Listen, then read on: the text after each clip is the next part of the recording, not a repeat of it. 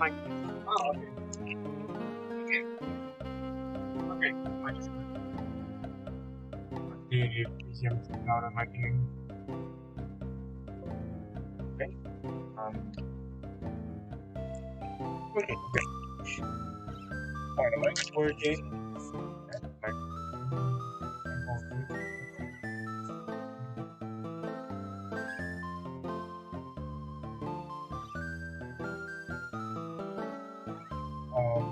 I did not move the photo. Yep, I forgot to move the photo.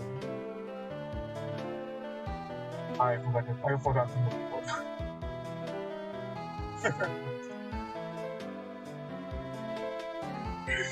Yep, I'm gonna have to connect my phone to the PC somehow so I can transfer the photo. Do that again. Do that in a bit.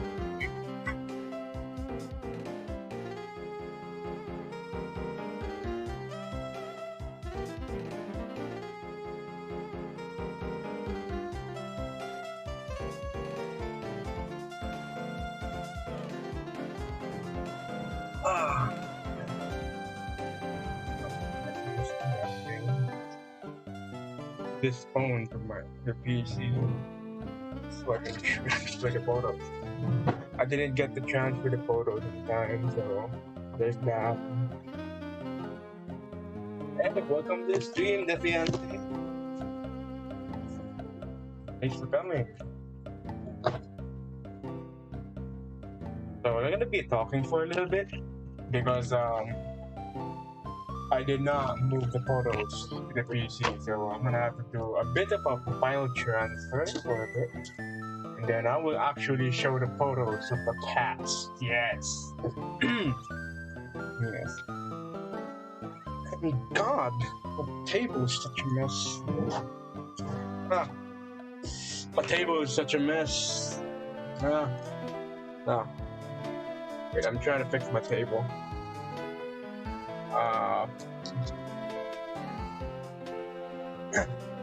Should I get my manager in here?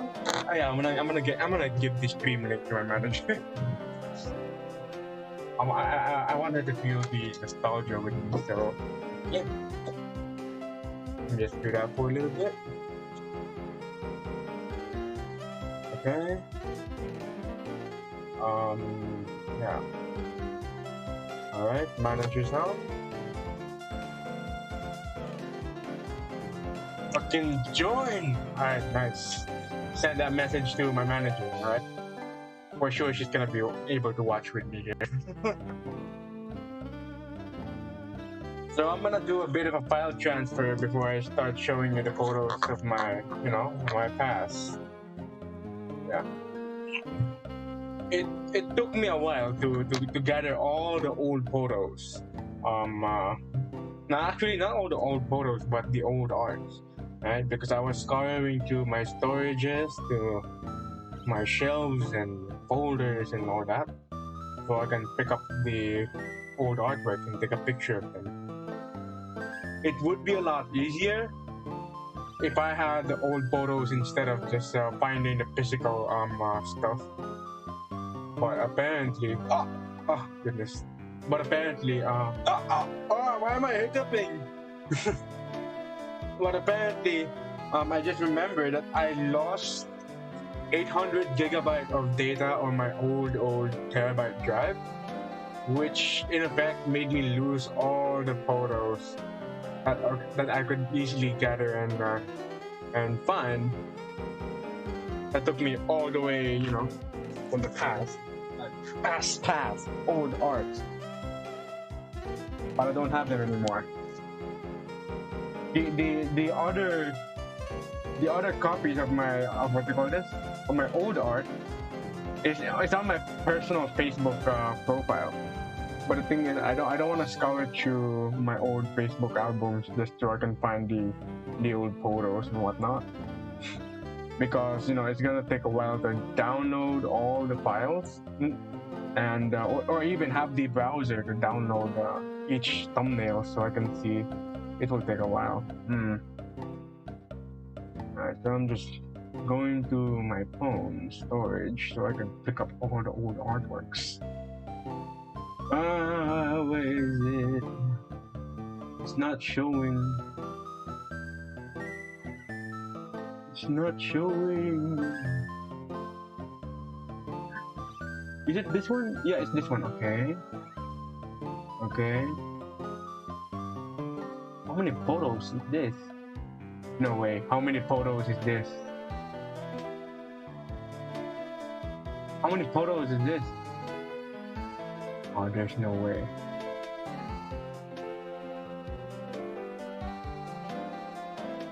$290? No way. I have 290 photos. I could have cut them instead. I'm gonna show 290 photos on stream, no way. And now I have to transfer it on my phone. Oh, no way! No way! Let's see, I'm gonna find this photo all the way. What is it? Oh my god, I'm seeing all my old sketchbooks. I know what's inside that old sketchbook and I'm not ready to show it. I'm really going to cringe here. Showing all my old stuff. Old artworks. No.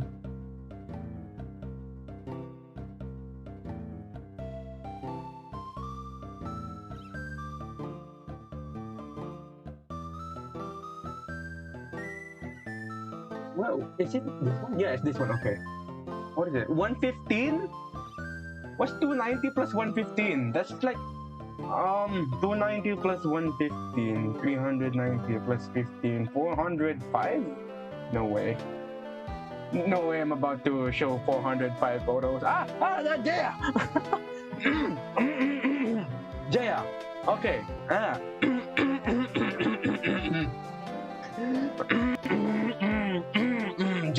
Jaya, welcome to the stream. Welcome to the stream, Jaya. I have invited you on my stream personally so I can show you some of my old artworks, yeah? And I'm quite excited that especially if you are here, you're gonna share the nostalgia with me, yes? This is the same together with my viewers, you know, as we venture to my old sketchbooks from all the way back. I know you have some of my older artworks with you. I just wish that I could have taken them with me so I can show it to my fellow viewers. But you know, it's gonna be a while. Yep, it's gonna be a wild ride. Yeah, it's gonna be a wild ride. It's going to be a wild ride. Don't sign on me now, Jaya. Don't sign on me now, Jaya. Alright? Don't sign on me now. The photos are still transferring to my PC. Is it done? Let's see, how many minutes remain? 5 seconds remaining. 405 photos. Here we go. Now, even if we're showing like 405 photos to this stream, right? I'm gonna try and cut short for a bit in a way that I will show all the photos, but like, you know, not take too long. Yo, good morning, Conductor Wolf. Good morning. Okay, let's see. Let's move to the next what you call this? To the next scene. Because I think I got all the photos with me, right? Actually, you know what? I think we have to do a bit of an old good old opening remarks. Yes, I think it'd be proper to do a good old opening remarks. How do I say this? Yes. Okay. So this evening, right, I'm going to be showing you some of my old artworks from the past, all the way. From the era that I was not a digital artist, right? You may have seen all of my digital art on Twitter and on my Instagram, but like my digital art alone cannot tell the whole story of my art life, right? Because, of course, I've said this in on the past stream that I am more of a traditional artist, right? And that means I have made more artworks on paper, on illustration boards, on canvases, on paint, on ink, and on pencil, and all the old stuff, right? And I'm gonna be showing my story, my art story.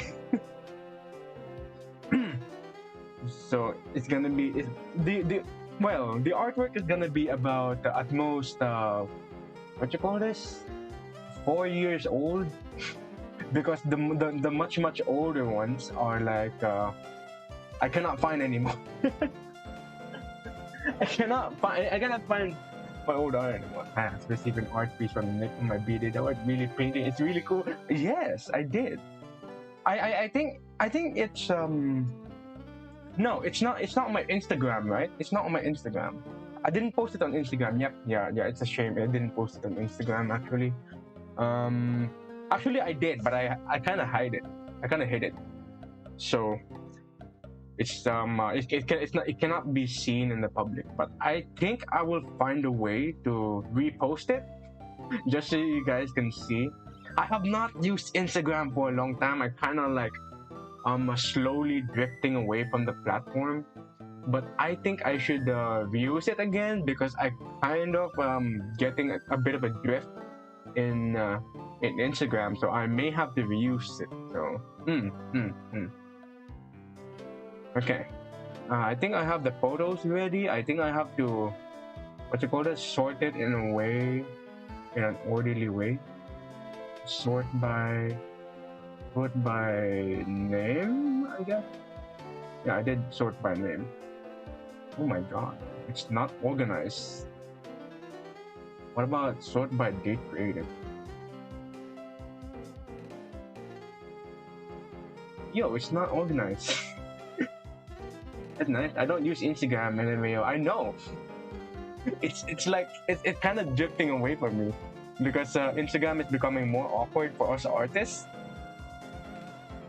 Yeah, because Instagram has not been helpful in terms of our discoverability and such. So I've only been using Instagram for gallery and such, for showing my artworks and such, like portfolio and all. So that's what I've been treating Instagram as. I have not been treating Instagram as a way to grow, but rather as a gallery. Just like DeviantArt, but I have not been using DeviantArt for a while. Yeah, so there's that. Oh wow, the photos are kind of disorganized. You know what? I'm just gonna show it in a way it's like the photos are not organized. This is really bad. The photos are not organized. Yep, the photos are not. Instagram became an adult app since content that you see there are bikinis and shots. I can partly agree with that because it's more about people vlogging already rather than what's supposed to be. Instagram is originally a platform for photographers and artists, right? But now we see it as a kind of a vlog, a vlogging a website where you just post your photos and your days and going on like that. So that's what it seems like. Yeah, you just like Instagram. Yeah, same here. That's why I'm kind of drifting away from it. But anyway, that's Instagram for you. Okay, I think I have my. Do I have my stuff? You know what? I'm just gonna do it from however I want. Okay, so I got the photos ready. I'm gonna get the screen. I'm gonna get the capture ready. All right. Okay.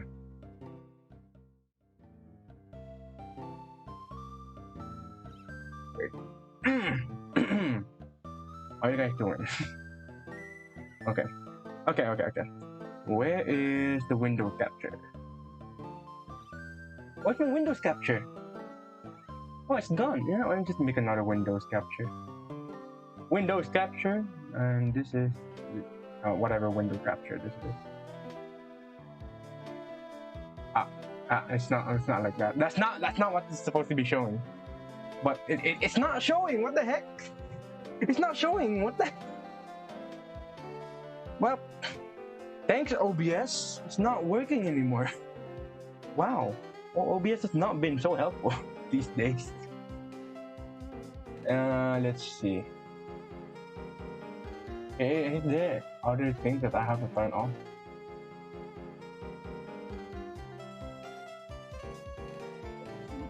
Window capture. Let's do window capture again. Window capture. Window capture. Not showing the photos. Damn.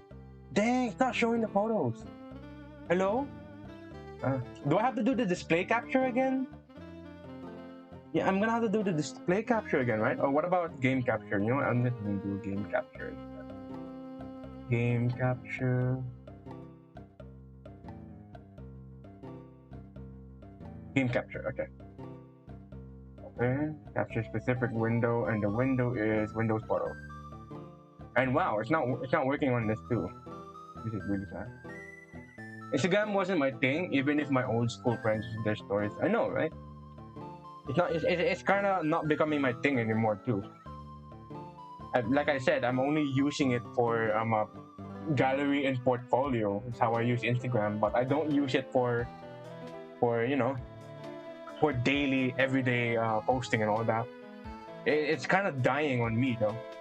And like I noticed there are some creators that are using Instagram for what they call it, for their business shit and all that, and it's kind of ruining the platform too, because like, you know, ads and all that, and what the influencer stuff and all that. And it's becoming a weird platform, and it's like it's not helping us photographers and artists, so it's kind of dying on us, so it's becoming awkward, like I said. There are some people use Instagram to showcase their work. Yeah, actually, yes, that's what I'm saying. Portfolio and gallery. That's what I have been using Instagram for. Portfolio and gallery. Your favorite plum is now here. Yes. Welcome to the stream, Rando. Welcome to the stream. Welcome to the stream. I'm gonna do display capture again because what's it called this? OBS has been quite awkward for me these days. Wait, this is not the correct one. Yeah, okay, I'm gonna do it this way, okay? You guys are gonna have to bear with me, right? This is how I'm gonna do it. God, this is so awkward. The OBS is not working to try to capture my windows and all that. And now I have to do it this way. If you want a site to showcase your art, use DeviantArt. That's what a friend used. Yes, that's what I've been using too. But I have not touched it for a long time. It seems to me that DeviantArt is dead. I don't know. I don't know why, but that's the kind of impression that I'm getting. Like, who the hell uses DeviantArt these days? Okay. So I think it's much proper if I do it like this. Like this, right? I think this is the more proper way we can go, right? Because there's no other way. Because my computer decided to, you know, scramble the photos. My computer decided to scramble the photos, and now it's a mess like this. See? Yep, it's a literal mess. Yeah, it's pretty much scrambled and all that. And see, it's like there's supposed to be an order when I have these photos and all that, but like, well, they decided, I'm gonna scramble your photos. So you try to organize it? No, it's a mess actually. And that's that. It really do be like that. See, this is it. This is how it's going to be, huh? This is really how it's going to be. Wait, I should be really locking display capture. You know, part of my mind tells me that I have to move to Streamlabs.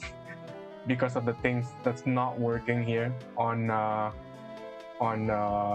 OBS. But here it is. Okay, I think we can begin from here. I'm offended since I still use... Oh, you do? You still use DeviantArt? Oh, that's nice. That's nice. It's nice. Okay, I think we can begin from here, right? I think this is the way we can do it, right?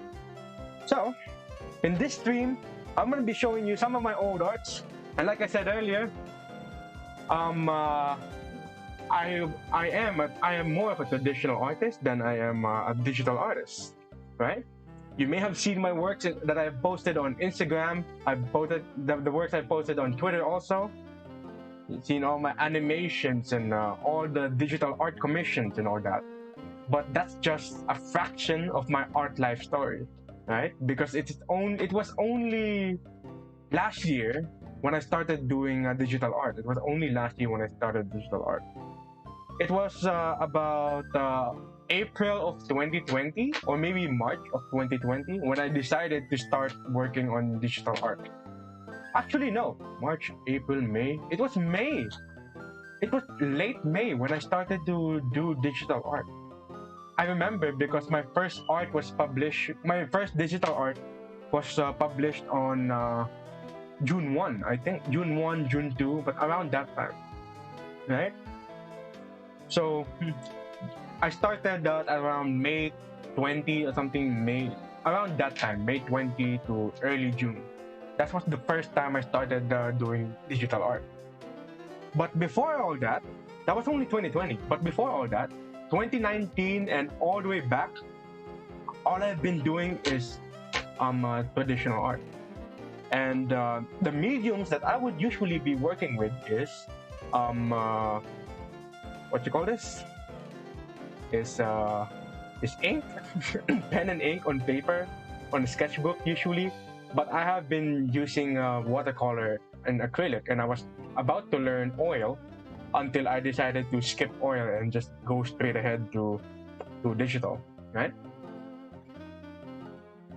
Yeah, bullied you to digital. I taught him stuff for it. God damn it, Jaya. I don't know what to say. Okay. So let's begin our story from here, okay? This is very recent, alright? This is very recent. See, May 9, 2020, right? This is like the part where I started drawing the concept of the jellyfish girls that you've been seeing on Twitter, on my Instagram posts. On Twitter and Instagram posts, yes. Right? If you know some of the jellyfish girls drawing that are digitalized, they're usually in artistic form of nudes. But it's mostly because I want to show the humanity in these beautiful animals, which is in this case the jellyfishes. And I find that jellyfishes are such beautiful creatures, right? And I like the concept of mermaids and all that, so I thought of drawing them in this way. Yes. May not the day we nuke our traditional studio. How the hell do you remember? Nick gets bullied by everyone tweeting so much. No! Why? Why does everyone have to bully me this way?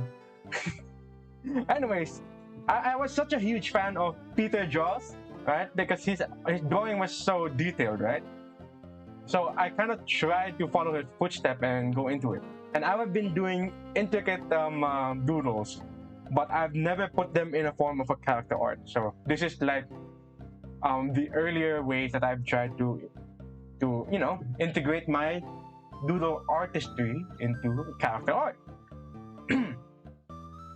So this is literally a bond paper, and then it was ink, yeah. It was really like this.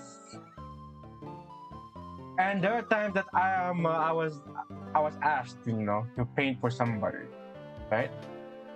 And usually I would sketch them first, and this is how my sketches would look like. I remember because in this particular paper, I remember that someone was asking me draw a particular somebody, And like, all right, sure, let me sketch it out. So I took out my colored pen. Usually I would do ink artwork on colored pen because I think it's much better that way. Especially when I like this color scheme, the orange and red and pink. It really blends well. And sometimes I put in a dash of blue and pink. I like how it complements that way. Yeah, it's cute. It's so colorful. Yeah, thanks. It is. Because I really like to play around with colors a lot. And if you notice, yes, this is based on Van Gogh, you know, blue and yellow. Based on Van Gogh. Because this guy is a huge fan of Van Gogh. You can see I've put in Starry Night, you know, I tried to implement the style of the Van Gogh into this one.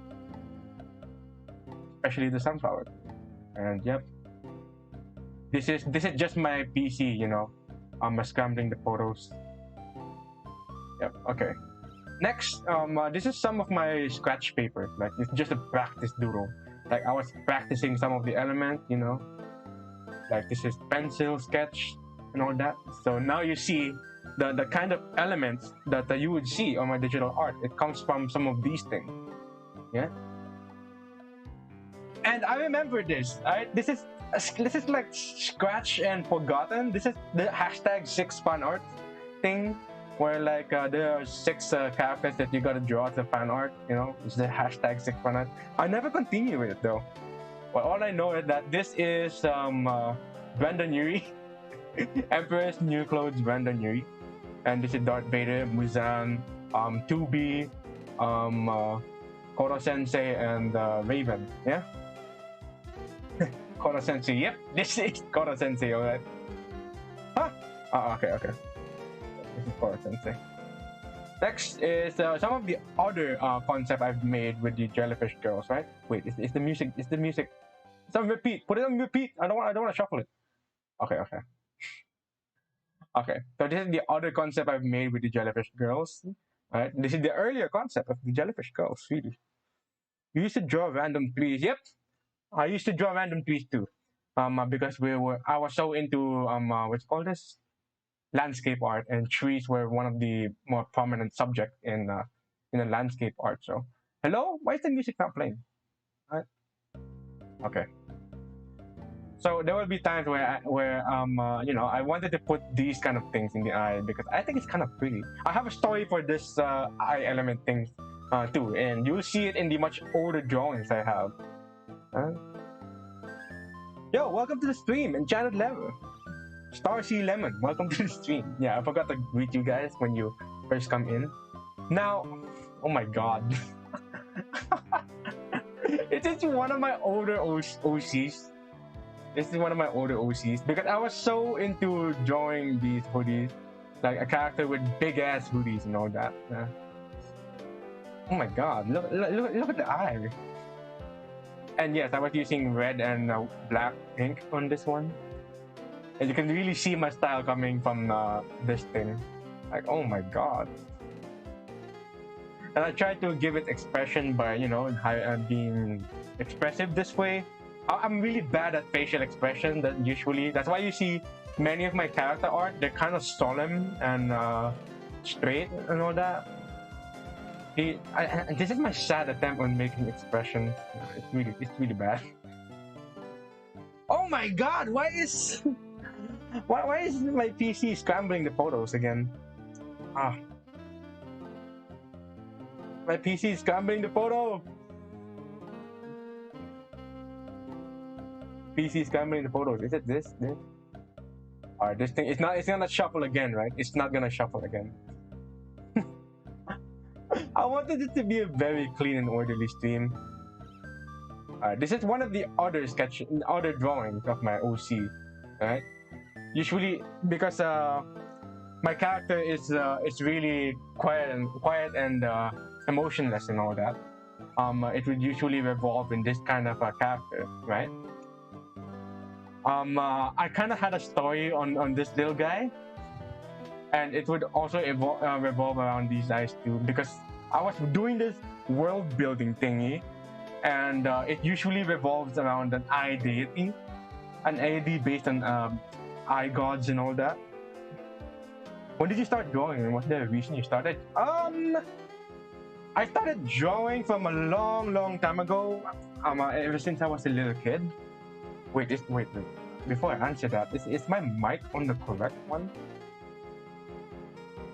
Headset microphone. Okay, it's the correct mic. The correct mic, alright. Anyways, I have been drawing ever since I was a little kid, really. It all began from from coloring books. Coloring books. And from coloring books, that means my very first medium was obviously crayons. Because I'm coloring these black and white printed images on a coloring book. So that's how I started. Until I started drawing on my own thing. So that means I was as young as prep or kinder, and then I'm just coloring like crazy. Yes. And was there a reason why I started? It's because I think it's fun. Like when I was coloring, doing coloring book as I was a kid, I thought it was fun, right? And I still find it fun until now, but it's not coloring book this time. It's literal drawing. Yeah, that's the way to sum up my beginnings. Yeah, and this is why is it's scrambling the photos, right? And then there'll be times where Instagram has this sort of what you call this? A post from the big guys.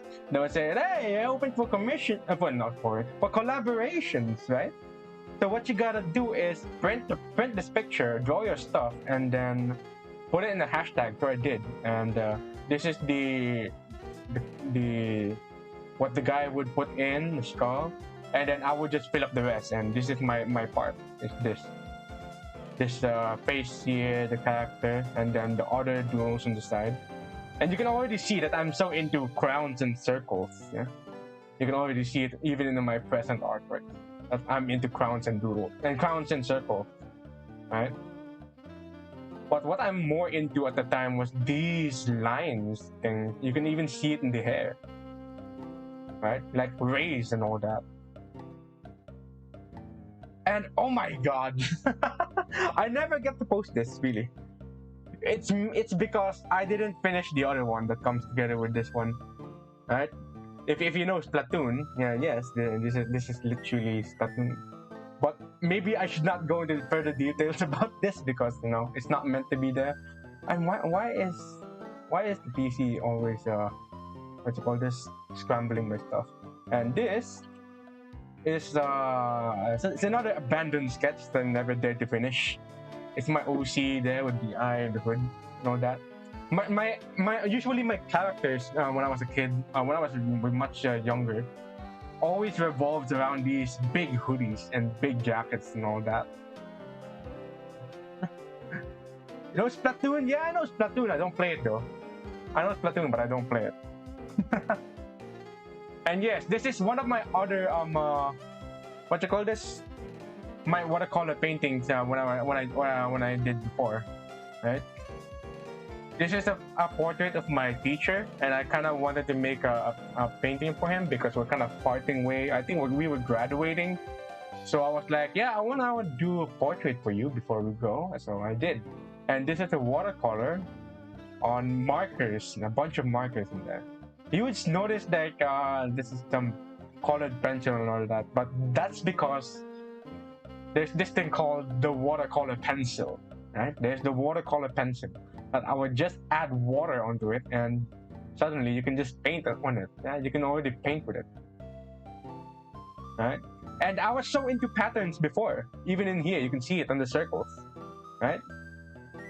I was so into patterns before. You can see the circles here, the lines and the etchings and all that, yeah. And this is one of my other artworks. This is vertical because I took a picture of my phone and keep rotating. But anyway, this is supposed to be a horizontal one. If I click rotate, it's gonna take me all the way back to the beginning, right? This is gonna be really bad. It's gonna take me all the way back to the beginning. That's why I don't want to click rotate, right? So if you just look at it in a certain perspective, yeah. This is another watercolor art, and I was so into doodling at that time, and I was trying to integrate both my doodle and into watercolor. So because I'm so into doodling on pen, so why don't I do the things I know in pen and doodling into watercolor, and so what I did. So you can see these intricate textures and patterns and all that. I tried to use a thin brush, right? The brush was sort of like what you call a horsehair and goat hair brush, something like that. It was kind of premium that it can go so thin and all that. Yeah, but I never finished it because I think it was a little bit too complicated for me, and I don't like how it's going into this thing and all that. And the pigment was getting a little too heavy, especially on the red and blue. I should have gone lighter on this one. Yeah. So next, oh my god, it's another Splatoon collab I never finished. This is another Splatoon collab I never finished. Right? Yeah, this is Ali and Mari. wait, what? Ali and Mari. What's the name of the one in Splatoon 2? I forgot. But if you notice, the one that I've shown earlier was Order, the Team Order, and this one is Team Chaos. And you can see it in the lettering that yes, I was into graffiti, the graffiti lettering. If you see it on the sketch here, on the pencil sketch, yes, CHAOS. But this is based on a royal Old English font and all that, Old English font. But I kind of abandoned it because I was a little bit too busy and I kind of forgot it. And then I'm like, yeah, I can continue this in the future. And I archived it and I never touched it. It was a pain, right? I did not draw the character, I drew the background. So you can see I was into crowns and circles and lines and all that. I was into background at the time, background art.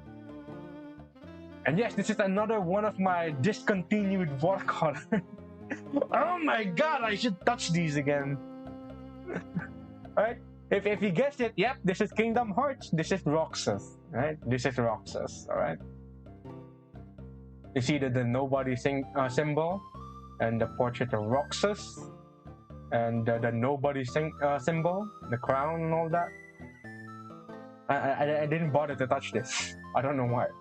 But I was very passionate of drawing it because I was a huge fanboy of Kingdom Hearts ever since the PlayStation 2.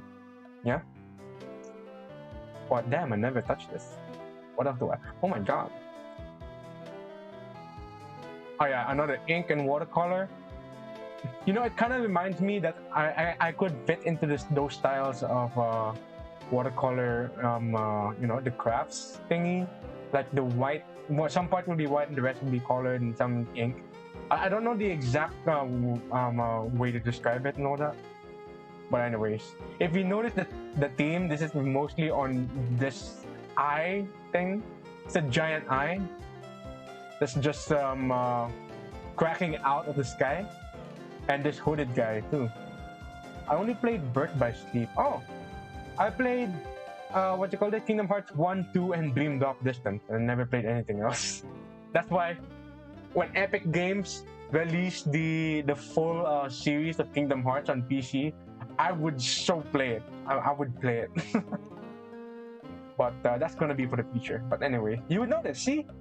My character is all about this hooded figure, right? My character is all about this hooded figure. Looking into these abomination of an icon and all that. Yeah. And yep, you can see Big Four of what you call this? Of the Big Four universities of the Philippines. Right? This is UP, LaSalle, UST, and Ateneo. You know, if I could just rotate all this, I'm gonna go all the way back to the beginning, right? Oh my god, I'm gonna rotate this. What if I just edit? Nah, actually, I'm just gonna rotate it. I'm gonna rotate it, and I'm all the way back to the beginning. Right? This is the original orientation. Right? This is UP, you know, being a big guy like this. LaSalle being a little bit of a kid, you know, an archer kid here. And UST, the University of San Tomas in the Philippines, more of a bearded Tito guy and all that. And here's the Ateneo. And because I was asked by a group of the university group, and they were saying things like, "Hey, can you draw the for the big four universities in person?" And I'm like, sure, and I'll do it. And I did, and I gave it to them and all that, and they used it as a form of a banner of a group in Facebook. Yeah, FEU's not included. I don't think FEU's included as the big four. Right, that's why it's called the Big Four, right? UP, LaSalle, Santo Tomas, and Ateneo. So that's what the Big Four is about. And yeah, I'm back in the beginning of the photos. Yeah, that's how it works. If I press the rotate, I'm gonna be all the way back to the beginning. Yeah, and continuing on. Oh my god. Oh, I hate this. Just look at it. Just look at the facial structure. It's not so clean. Right, the mouth is weird and the eye is messed up. Like I was trying to color the eyes, and I just realized that it's not proportionate. And I kind of abandoned it there because of the face. But everything else was okay, aside from the green background. I don't like it being green and blue. I could have used yellow and red, instead. But I don't know, man. It's a mess in here. Just think of it as practice. Yeah. Wait, what you? Oh, you remember me drawing it? Oh, you do. I think I kind of posted it on my Facebook My Day. so you kind of remember it, yeah. But this one artwork here is based on this idea called the golden tradition. Like this girl represents the Filipino festival, right? And it would be covered in gold color, and that's why you call it golden tradition. It's a Filipino themed artwork, and it was based on some of my art contest entry in acrylic painting. I won. I think I won second place in that contest though, and so I decided to redraw it in watercolor, and this is it. And I don't like it, and I don't like how I excessively use black markers for outlining and depth because it's kind of out of place. Yeah. And, okay. I think Jaya is Jaya here. Okay. This is where my first digital art piece stemmed from. Okay. Just look how ruined it is. Alright. Just look how ruined it is. Alright. Look how ruined it is. Look at the face. It's goddamn broken. I'm gonna show you something. Alright. Let's open Opera. Let's open Opera, okay? Let's go to my Instagram. Think of it as a test. Why am I so good at watercolor? Because I'm so good at traditional art. That's where I came from. In the beginning, I'm a traditional painter rather than a digital artist. So all you see these now, in present, it's just recent art, right? But all my life, it came from drawings and painting and all that, right? You can see it. This is the one where it based off of. This is the final artwork, right? And this is the final piece. This is what it looked like. The golden tradition. This one, where is it? This one, right? You see this? This was the first attempt, and the final attempt was this one, right? This is what it looked like, and it's so detailed. Very detailed, and I loved it. This is the one this is the very, very original concept of the golden tradition, right? It was an art contest entry. This is an art contest entry for acrylic painting. And so after that, I made this, which is kind of a little too bad because, it's messy. And so I redrew it to this, and this is the final one, right? Now, as I said earlier, this was my very first digital artwork, right? This was my very first digital artwork. Yo, good evening. Good evening, Noah. Is that the one from the Skullgirls? No, it's not from the Skullgirls, actually. I'll show the Skullgirls. Actually, it's right here. This one? You mean Painwheel? This one? Painwheel? Yeah, that's the Skullgirls one. But this one, this is the first digital painting I had, and that was based off of this one, right? Because in the beginning, I was not so good at digital art. I don't I don't know all this and that. So what I did was I took a photo of this one, and then I painted over it. Right? I took a photo of this and I painted over it because I was not so proud of this. I kind of don't like the face and the colors. It's so dull and all that. So I kind of enhanced it on digital, which is this one. Right? Gotta go now. Bye, guys. All right, see you around, Starsy Lemon. All right. So this is the piece that it's based off of. I kind of enhanced the color. I fixed the face. Like, my God, I finally fixed the face. And this first digital artwork took me 25 hours to finish. 25 hours in the span of several days, right? It took me a while to finish it because I was so new to digital art. But after this one's 25 hours, the second ever digital piece was 8 hours. So I was getting better. I was getting the hang of it. This was 8 hours. And this one, goddamn, 25 hours. My God. And this one... And this was painted over, like drawn over on top of this thing. So just look how bad it is. My God. But before that, there were some of these first attempts right here, like this one. Oh my God, it's butchered. Oh my God, look at that! It's so butchered. I never dared to finish this. Huh?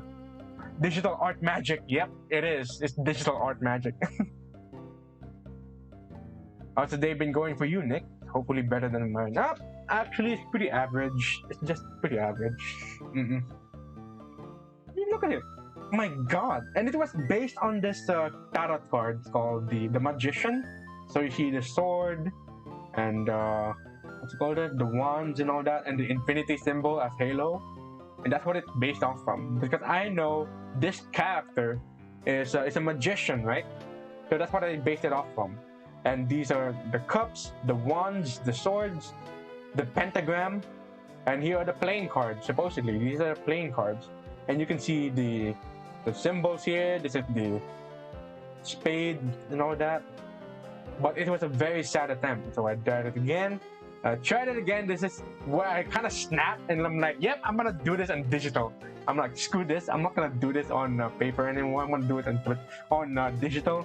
So I quit that. And this is some of the earlier attempts. Like, holy shit! Just look at this.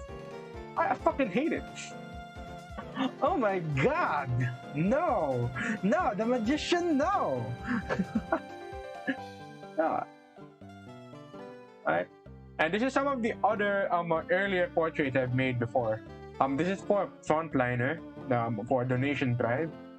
Yeah, so we were tasked to draw frontliners in school for the donation drive, and I was chosen to draw her. So this is one of my other watercolors. The thing I like about this is that you can see some of the pigments, like the pigments in the brush strokes. I think that really shows the essence of watercolor. That's what I like about this, especially when you see these strokes of watercolor pencils, right? And I was using a bit of marker here. This is red marker on white pen in here, a bit of a pen action in here, and all that. Yeah, this is some of the earlier attempts of that thing I showed earlier, but I did not like it, so I retried. Oh yes. This is a very, very political artwork. If you know this guy, that's the devil and a clown and a bunch of bullets. Yep, this is a very political artwork. I didn't dare to finish it because I think there was a time when red tagging was a thing, so I didn't continue this one. But this is kind of very political. If you know this guy, then you know. Alright, and this is the one. This is the one that I showed earlier. I still have the physical copy of this, and I just took a photo. Right? Good to know. Meanwhile, the healthcare workers are beginning to riot because DOH is not giving bonus payment. They've been working hard and are very exhausted, and DOH just said it can't. Oh my God! Seriously? Damn. I don't know how to help there. I hope it gets better in the future. So I gotta go because my sister wants to use the laptop now. Happy streaming, Jelly. Yeah, sure. See you around, Jaya. Good for you to come here. Anyways, moving on. Oh. Okay, I'm gonna rotate this. It's gonna take me all the way back. Hang on. Yeah, I'm gonna rotate this. It's gonna take me all the way back. But this is another one of those artworks that revolves around the coronavirus.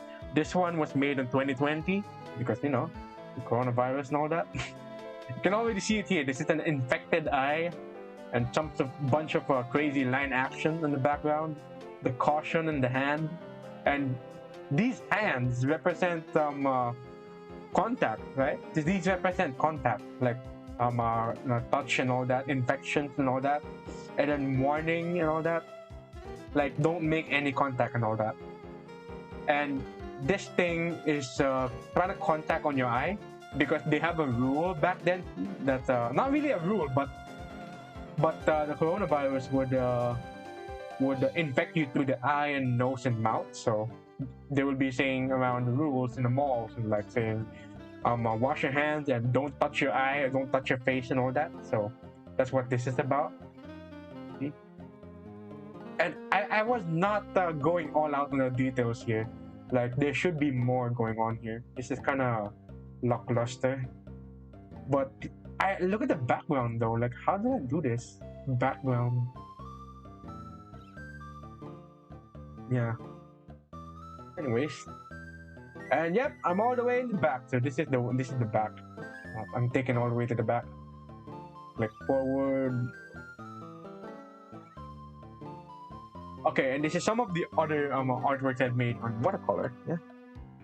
Next stop streaming, we now know he's a victim of the non-laban YouTube. No! No! I'm never gonna be.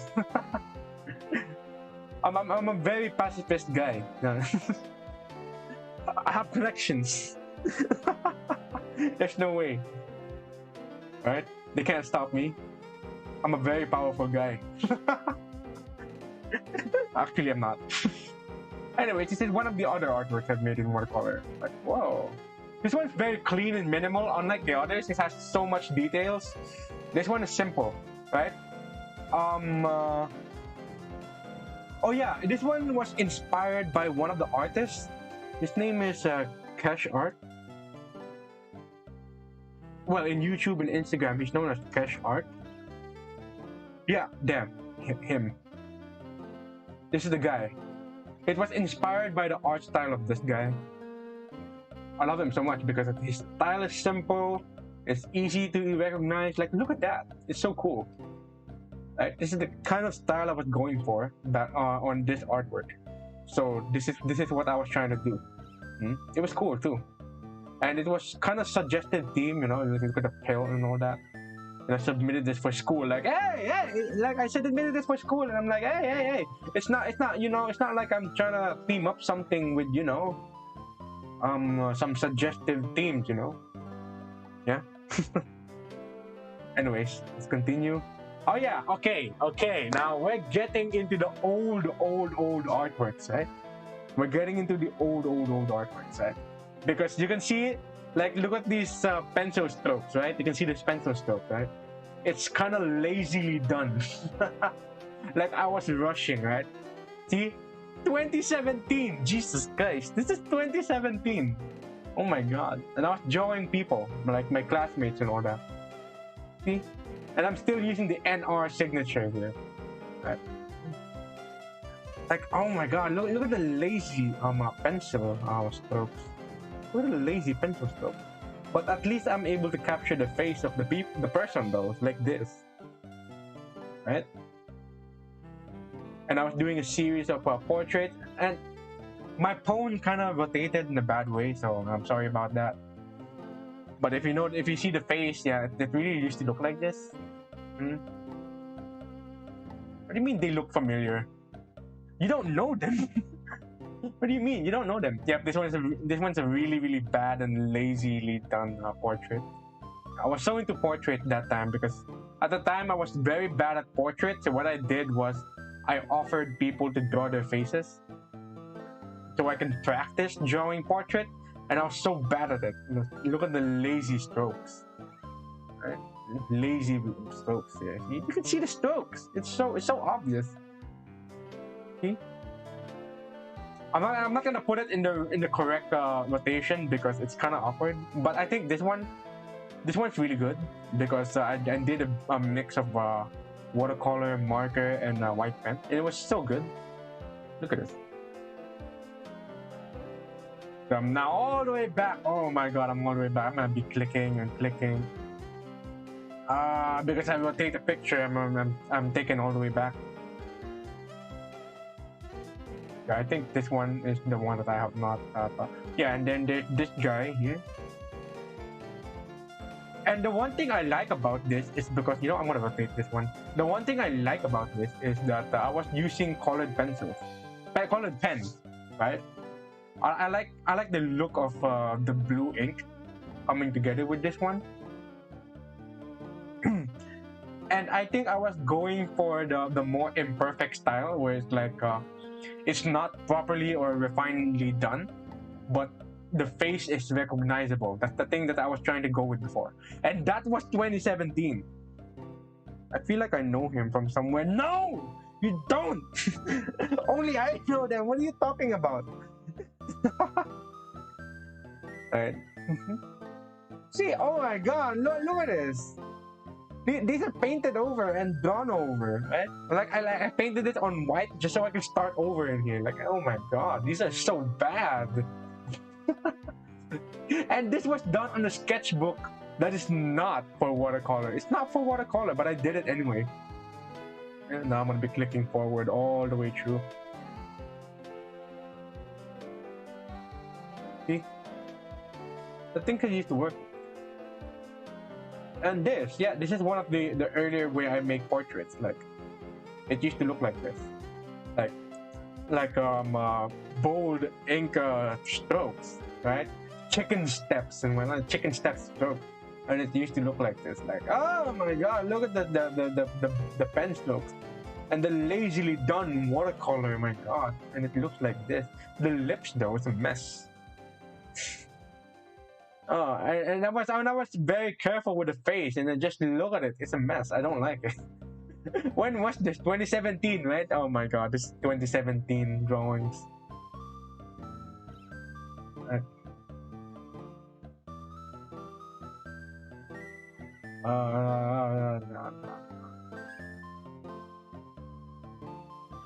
Oh my god, more 2017 artwork. Just look at this.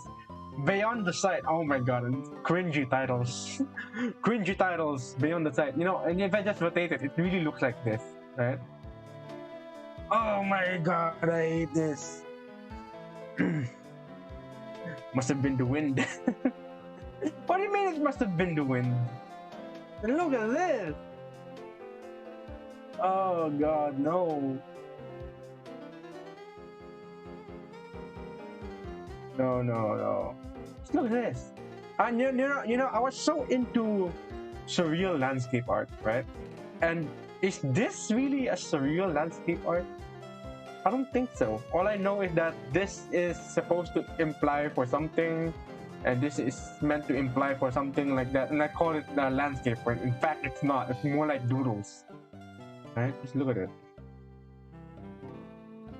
I was so into these kind of bizarre concept that really did not work. Just look at it. Oh wait. You know what? Why am I always going back and forth in the photos? Just look how all the way back it goes. Right? You know, let's start from here. I think we can start from here because like this is the cover of the sketchbook and it goes all the way forward. Right? Let's see. Yeah, I think it's much better if I start from here, right? Do that. Actually, you know what? We're gonna do it from where we stop. Alright, we're gonna do it from where we stop. I don't wanna show it! I don't wanna show it! I don't want to fucking show it. Alright? my god! I hate this so much. Okay, some of the other artwork I've made in 2017. This is called Pressure. I think you've seen this in my Instagram work, but this is watercolor as well. And my concept here was what you call this? My concept here was this guy is being overworked. And so I kind of try to put a lot of textures where it's so uneasy, like it's kind of uncomfortable to look at. Right? So that's what I was trying to capture in here, the pressure. And so I continue. This is another supposedly a landscape work, right? This is gonna be a bunch of people in here, and then there was a festival happening in this school. So that's what I was trying to capture here. Abstract surrealism, yep, something like that. Abstract surrealism. Just look at the mess of the watercolor I used to make. The seats ascending. Oh my god! Just look at it. And I think I showed this before in my previous stream where I was so into the color of the Suicide Squad art poster, and I like how they complemented the red and green and blue, and so I did that. But it's not cleanly made and not cleanly put together. See, just look at it. You can see some of the blue that's coming here, and that's because I was putting the white ink pen that's trying to cover the mistakes here, and it did not work perfectly. So that's why it turned blue. Right, and this is the angel, the altar, to the moon, to the sky, like this. And this was supposedly an artwork that was anti-religion, because at that time I was so into the beliefs of atheism and all that. And it was anti-religion because the angels and the devil could be doing some work. But anyways, moving on. Yep. This is another one of those landscape art that's supposed to be a landscape art, but it's not. Right? The edgy paste. Oh my god! You don't have to mention it. Please, just you don't have to mention it. Right? I was really edgy at the time, right? Especially in my artwork. It was kind of edgy. Just look at this, right? Especially here. What theme was I going for in here? Oh my god, 2017? No way. Atheist gang. No. Let's not talk about it here. Okay, so this is one of the other supposedly a landscape, right? Because this is a building. This is supposed to be a sanctuary, right? And then there'll be all these bizarre landscape in here going on. The title is called The Backdrop Sanctuary, I remember, because it kind of stood out to me for a while. This is called The Backdrop Sanctuary, and it's because of the idea that a reality is just a fabric of perception, right?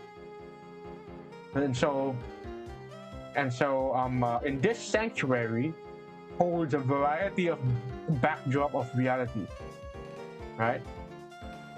Oh my god, I really don't want to go with this next. It takes me all the way back, and I'm gonna be clicking and clicking and clicking. Yeah, it's take me all the way fucking back. Oh no! This one. Okay, I'm gonna rotate this again. Alright. Oh my god, it's a splattered mess. It's like someone's murdered here, and the eye got amputated or something, whatever. Now this one, I was.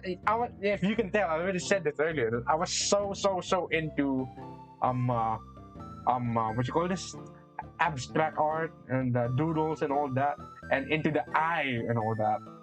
Because I think at the time I had a bit of a philosophizing on the eye, on the concept of the eye. Yeah. My style of art, LMAO. Yes, is it? Guess I'm not the only one who look like these kind of art styles. So, Nick cringing at the edge paste. Got in 720-60 FPS. Shut up. 2017 January 23, 2017. What the fuck? where was where was this made? I'm trying to remember. Oh my god, I remember! I remember where I made this. I was on a freaking barbecue restaurant, and I was working on. Oh my god, I remember because I was talking to my grandpops in there, and I was talking to him while I was painting it, and I remember the brushstrokes while I was saying to him. Alright. Oh god, no! I remember the pace I was in. No. I'm not very colorful. I'm not playing. What do you call this? Oh wait, I was eating my word, and I was playful with the colors too. Like I really want to mess around with blue, red, and a bit of green, and a bit of yellow. And I was very playful with the color. But most of all, I like the yellow here, and I like the yellow here. I like the blue here, and I like these kind of elements. You can already see that I'm using these kind of elements into my present digital artwork. So better to let the art speak for itself rather than explaining it. Yep, that's why I'm not saying so much here, because I think I'm getting lost around here. Yep, and I'm taking all the way back. I'm gonna be clicking and clicking. Oh my god. I could have taken a photo of them in a proper orientation, right? This is one of my earlier watercolor. Yep, 24th 2017 January, and I call this the Eidolon Anima. And Eidolon Anima, it means ideal spirit, right? Just look at this. Oh god, a mess. I don't know what kind of color scheme I was going for, but I remember that the body is yellow because she represents the sun. She represents the sun, right? That's what the yellow body is for, right? Oh god. Alright, next. Oh my god, this is one of my earlier acrylic paintings. And I did this in an summer art class, right? I was doing this in a summer art class, and you will notice that I was trying to go with the flow in here. Like I do not have any preconception, and I just decided to, alright, I'm just gonna let the lines do their work and all that, and I just punching the brushes into the canvas like this. It was such a splattered mess here. Know that. Just look at it. I was punching the brushes to the canvas, and it's supposed to be looked at like this. It's supposed to be viewed like this, right?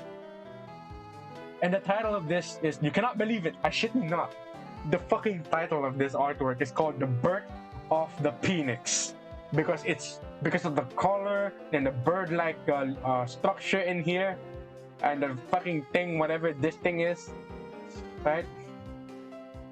My god, it's one of my earlier acrylic paintings. And these things, I was still new to texture, like applying texture to paintings, right?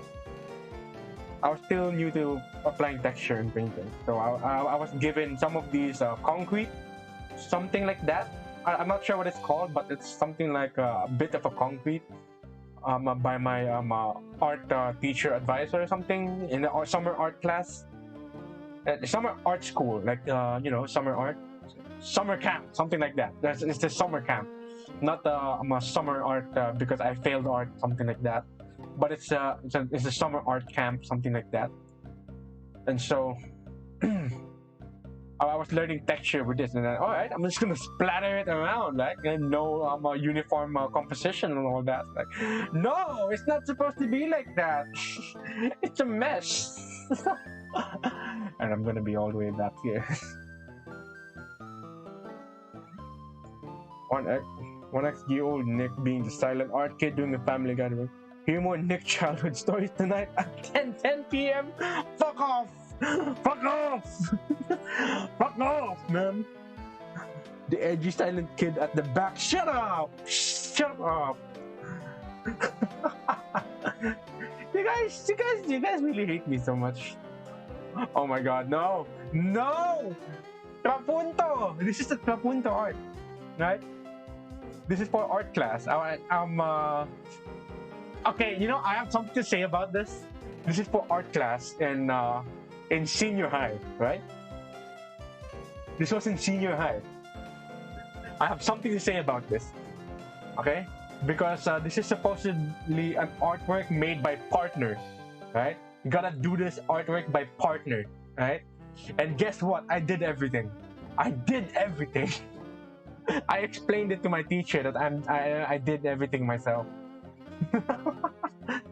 But anyways, the theme of this artwork is supposedly a Filipino mythology. So this is, if you can guess, I think it's a Bathala, yeah.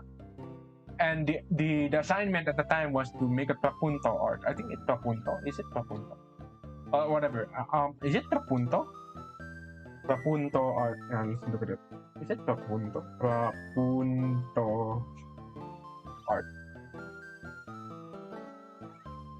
Yeah, it's like this. It's something like this, where you make art by strings and whatnot, like strings and all that. Like something like this, where you make art with strings on canvas, right? Except that we are so new to this, so we're gonna use some thicker yarns and a bit of a needle action, and just paint over it. And that's what I did. Yep. All the way back here. Oh my god. Taking all the way back here. I'm gonna be clicking. Okay. Oh my god, these photos are not rotated correctly. The photos are not rotated correctly. You know what? I'm gonna put this in the side. Alright? Whatever. Okay, this is one of my other discontinued artworks. This is one of my other discontinued artworks of painting. Again, like I said, I was so into the concept of the eye. I was philosophizing on the idea of the eye, and that I think I've made a world building with my characters, my OCs, and all that. That what do you call this?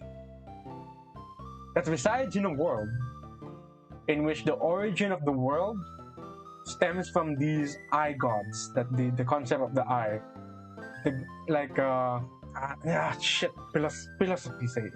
philosophizing pace. My god, the edgy philosophizing space. It's more like what do you call this? You see what is real, something like the idea of you see what is real. What is real is what you see. What you see is what you get, something like that. And what you see is the truth. Something around those ideas. I'm trying to remember what the exact words about it. But anyways, I was so into this flowy acrylic thing here, because I kind of like the texture and the depth that is made out of these things, right? The same I would do in here, like the cloudy acrylic and flowy acrylic and all that. And then there will be some part where I'm trying to implement the god rays, the lines and that. It would be around here too. And there will be a bit of a cubistic play in here, because of course this is a bunch of geometric shapes here that you would see going around here, the geometric shapes, a bit of cubism and all that. And that's what I was going for. And this was heavily inspired by this one artist named Michael Lang. Not here. Michael Lang painting. Yeah, this one. It was inspired by this artist would make artworks like this. It's pretty cool. I love him so much. I would sometimes watch his painting process. He has a YouTube channel, and his painting videos would take around, what, 20 minutes, 1 hour, for his time lapse to watch. It was interesting too. Just look at it. This is the kind of color scheme I was going for, which is the warm and the mixture of blue and pink. This is what I was going for at the time. Just look at the cubistic works he has made in here. This is what I was going for at the time. Yeah, and this is it. It's a mess. It's a mess, really. I never bothered to continue this. No, God, I'm taking all the way back here. Let's see. Where did I stop? Where did I stop? Here. Yeah, I was stopped here. And this is one of my other acrylic work that involves a person, like a literal person, like no abstract ideas, right? Like there's a literal person in there. This is one of my good friends. And man, just look at the shape that I would integrate into the paintings.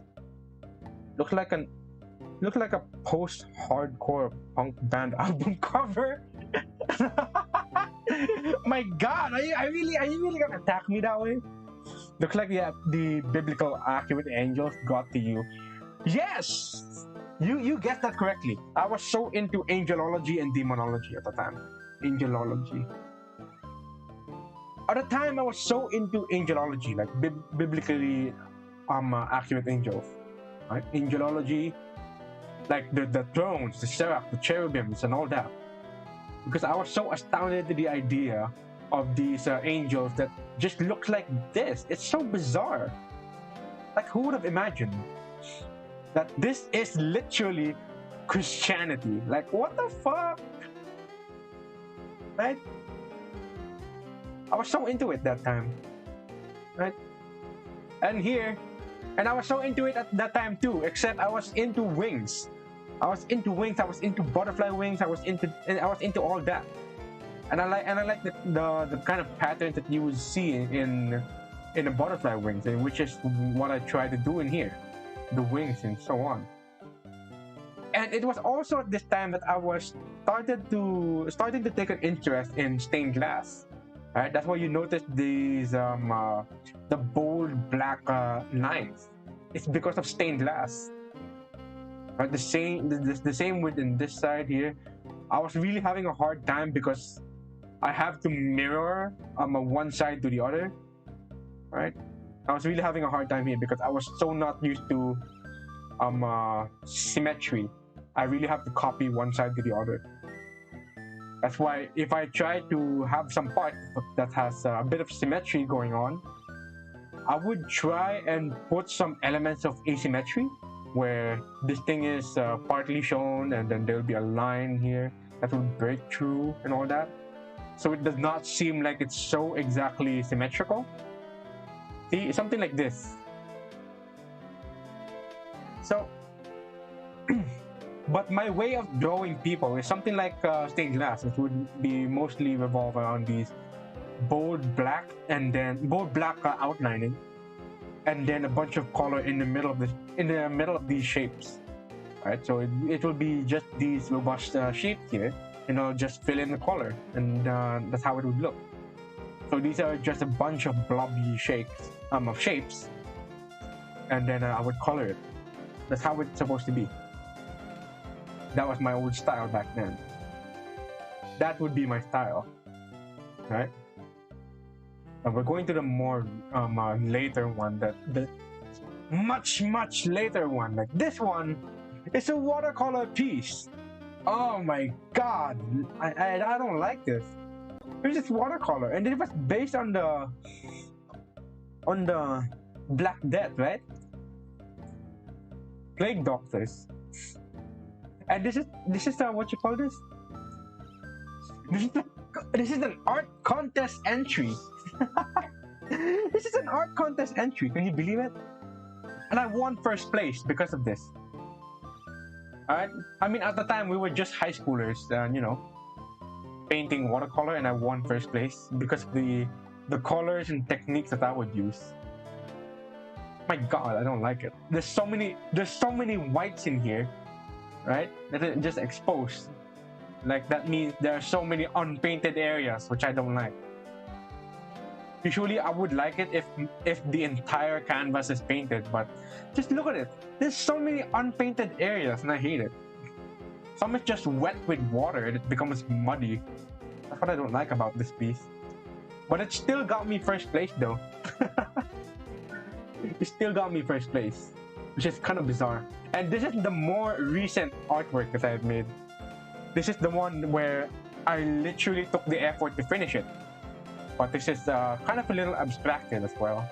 Circles, and then I was so into the idea of this kind of a structure of a moon that is kind of abstracted, like cubistic, and has a bunch of lines over it. Look at it. And then here you can see I was trying to implement some of the watery acrylic texture thing here. And then what I did was I tried to do something different. Like I'm gonna put some outlines with the acrylic, and it looks so good. Like the forms that it could make. Yeah, and then the God raised lines in here. And then I oftentimes really like to put these triangles into my artwork, because like it shows what you call this. I'm not sure, but it shows what you call this, a direction thingy into the composition. How do I explain it? Well, because this is mostly rounded, I would sometimes like to justify with sharp edges, sharp objects, and sharp shapes, because I don't want it to be just so soft looking and all that. So that's what I would do. And yep, that's the bunch of acrylics that I have. Okay, so this is what's gonna happen next, right? We're going to be talking about my fucking doodles in math class. My doodles in class. where I have not paid much attention to my teachers. Alright? So there would be the Descartes rule of science. Polynomials. Exponent and all that. And then there's just me, and I'm just drawing on the side, like on the side, it's just like this, right? And there will be some pages that will be filled with doodles like this. It would really look like this sometimes. And yep, this is one of the drawings that I made in math class, right? September 19, 2019. Jesus Christ, 2019? 2018? Bro, now I'm drawing like this. 2018. Logarithmic function. Oh my god. Ah, god. Exponential function. We were learning about functions here. Look, you can literally see my handwriting in this thing. But most of all, I was drawing in class because I was fucking bored. Just look at this. Oh my god, I do something like this in my math notebook. Look at that. Verifying an inverse function. What the fuck is this? What the fuck is it?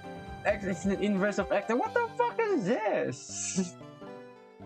I think I remember my lessons. Yeah, I was so good at math. I was so good at math that time. Okay, here's what I realized about this old artwork. Right? I was so into these symmetry in a horizontal form, where this one is symmetrical to this. It's just the shape, right? You would notice some of the shapes here are symmetrical, like this one and this one, right? And it gave me a little bit of a sense of a uniformity. So that's what I like about it, because you know, I was also running out of ideas. I don't know what to do. So what I would do is like, all right, I'm just gonna mirror what happens here. Then I made this kind of doodle. This one. Oh my god, just look at that. Like I would be drawing my math notebook, and then I would be drawing these lines to separate the topics and all that. And then I would often connect it to a drawing, like this is what it connects to. Yep. And then this and this. Yep. Oh god. I kinda really don't like that checker pattern here. I'm really not proud of this. Like, this thing is quite awkward. And yet, I was so into the use of colored pen, because it keeps me organized on the things that's being indicated here. Like the circles would be for answers or final answers and all that, and the things that I would do in here. Like, now I realize that this thing you would have to square by itself with foil, and then this is it, like that. So these colored pens keeps my thoughts organized and like easy to understand. So this happens and then that happens, and then yeah. But I was still into drawing at the time, like this. Oh my goodness. Ah, I really like how I kind of leveled this the lines in here. Reminds me of one of the later artworks that I showed. Has the same principle. And I was drawing in math class, like it's like one of the sadder attempts when I tried to mix in multiple colors like blue, red, and yellow. Yeah. And then this too. What is this? Man, what is that? I know this is the part where I'm starting to be more structural with the forms. Like instead of abstract, this is now a human being. I don't understand why I drew a cowboy. Cowboy jumping to the stars, and this is a bunch of constellations and all that. This, and I drew hands, and I drew hands badly. Just look how bad the forms here is. But I would still put these constellation kind of thingies here because you know it fits the theme. That this is a math notebook.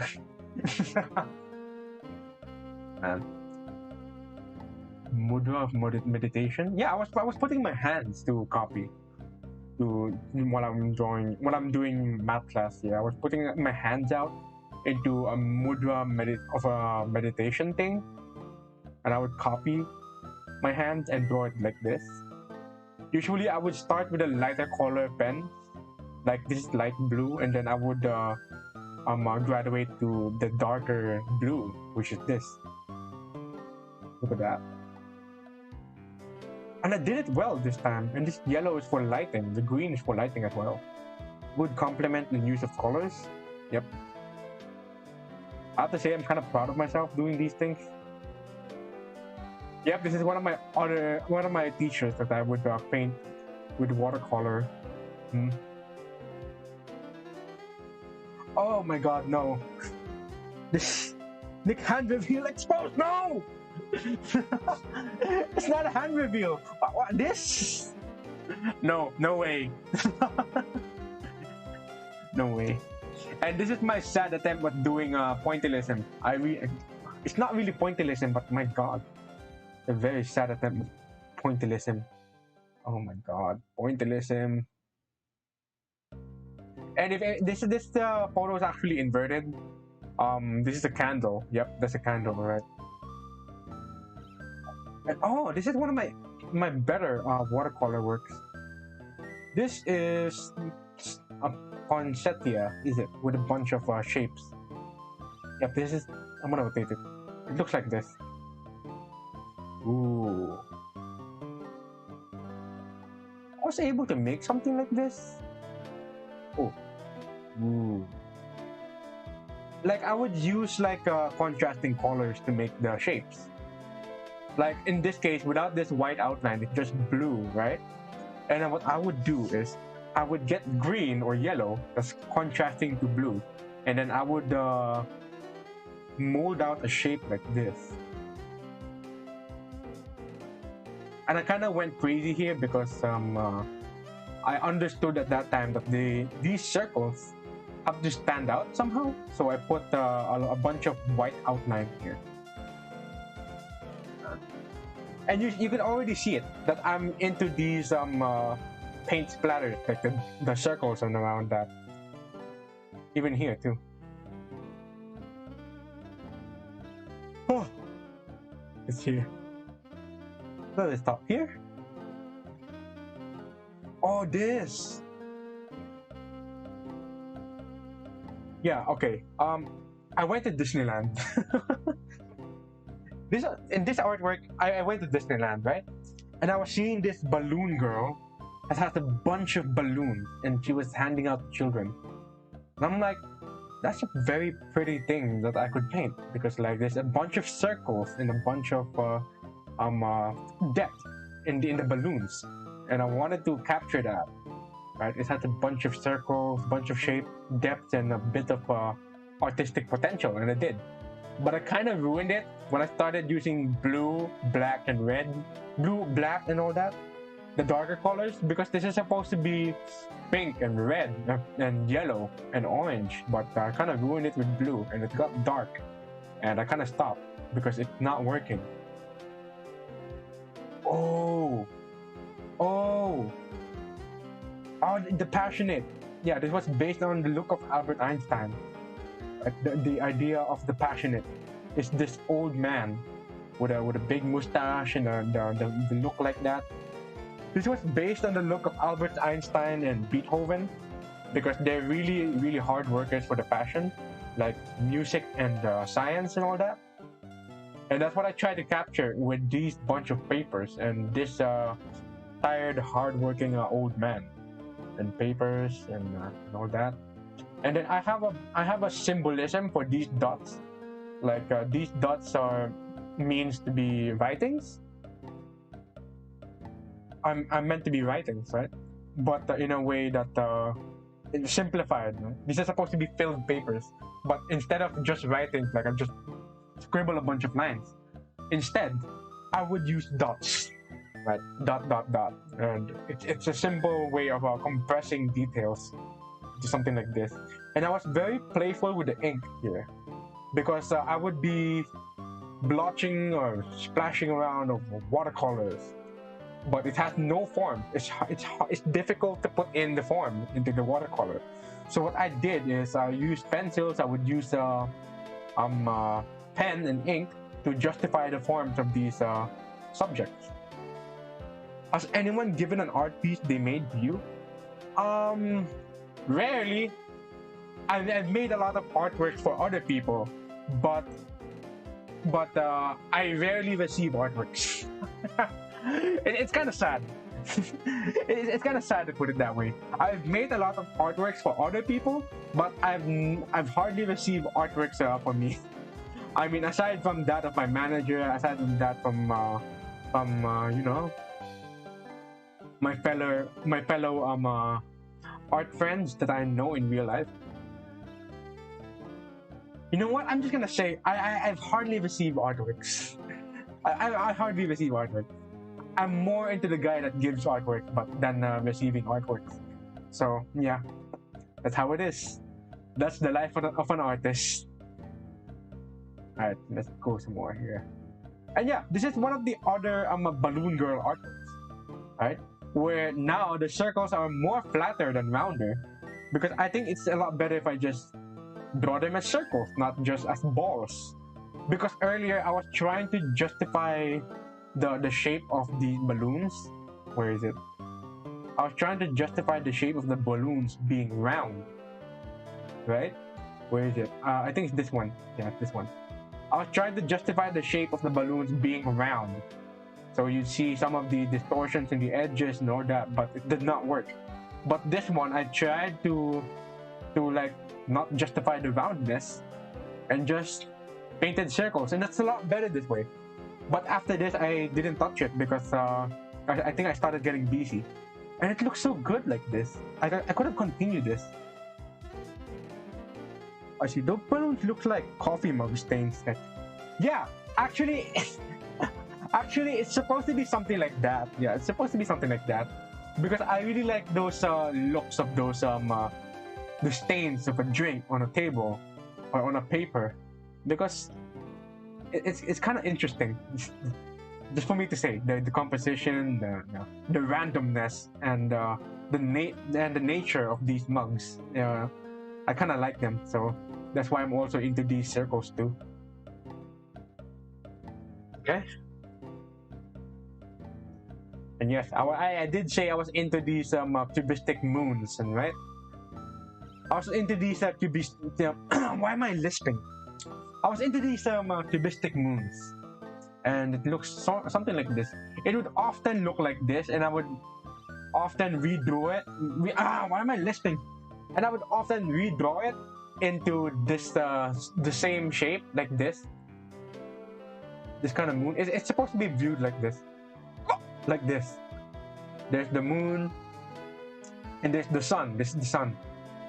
It looks better without the background, but I don't know why I decided to paint the background blue, green, and dark blue and all that. And it kind of ruined it, because I could have added more details here and here. But this is it. I already painted it, so I can't do anything here. and that's that. And I ruined it, so I kind of abandoned it because of that. Balloons, watercolor, and coffee stains. NicJellie. I really like the theme. Okay, I just like the theme of it. Right, that's why I kind of like it. Right, but this is what I'm more into, like astronomical bodies and suns, moons, and the rays that are like this, like the Victorian drawings of the rays of the sun. It would look like this, and circles. You would most often see this in my digital drawing, that I would draw a lot of circles, and it would be chained here. And I have a name for it. It's like the chained ray. The chained ray. The sunlight is a slave. That's the kind of name I was trying to go for. That the sunlight is a slave, and it was chained here, and there was a solar eclipse going on here. Okay? And I kind of stopped there. Where was I? Is it this one? Oh my god. I know what this one looks like. Oh my god, I hate this. The concept of the mask. I was into mask back then. This is what it looked like. Cubism, mask, and a bunch of messy colors. Not so uniform. It's so messy. And I really have a title for this. It's called Through the Spectrum. Through the Spectrum, right? Because there's this one lone man here that's going to be walking through a bunch of faces and masks and like that. And those faces, those colors, and those masks, those are the spectrum that was described in the title. Walking through the spectrum, and it looks so scary like this. And that's the concept, right? Like a figure of stoicism just walking through a bunch of emotions. That's the kind of concept I was going for back then. Let's see. And then there's no. I was so into the concept of a girl being the sun, right? I was so into the concept of the girl being the sun, and so I did. Like this, the sun girl, the sun for freckles, the stars for freckles. Oh my god. And this is the solar system. Oh my god, I'm cringing right now. Wait, where was I? This one or this? The Requiem of Dream. Yep, this is the poster style. Like I was tasked to do an imitation of a movie poster, and then I decided to go something simple and minimalistic. Right? The Requiem of Dream, and then the eye, and then the syringe, like that. This was a school task. Alright? What's next? Is it this? Oh god. No, this is my best friend, yeah. I drew this best friend of mine. She's also an artist, and she has this red sweater, red jacket of a boyfriend. Because this is a good friend of mine, and this is her iPad that she would draw. Most often, this is where she draw. In Ibis Paint, she would always be carrying her iPad around, and she would draw in Ibis Paint. And this is really, oh my god, this is really bad. The mouth, the eye, and the hint of cubism is like here on the lines and the shape and all that. It's not straight. I was trying to imitate some of these architectural lines in the artwork, but nope. It did not come together so well. And I did this in America. I was painting this in America. And I remembered my cousins was watching me as I was painting this, and they were all teasing me like, you like this girl, huh? You really like that girl, huh? Do I really want to paint for her? When you come back to the Philippines, you're gonna give it back for her? I'm like, dude, shut the fuck up.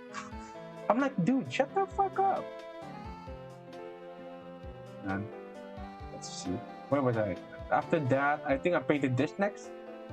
This. Yeah, this was one of the earlier conceptions of the solar eclipse painting I was making.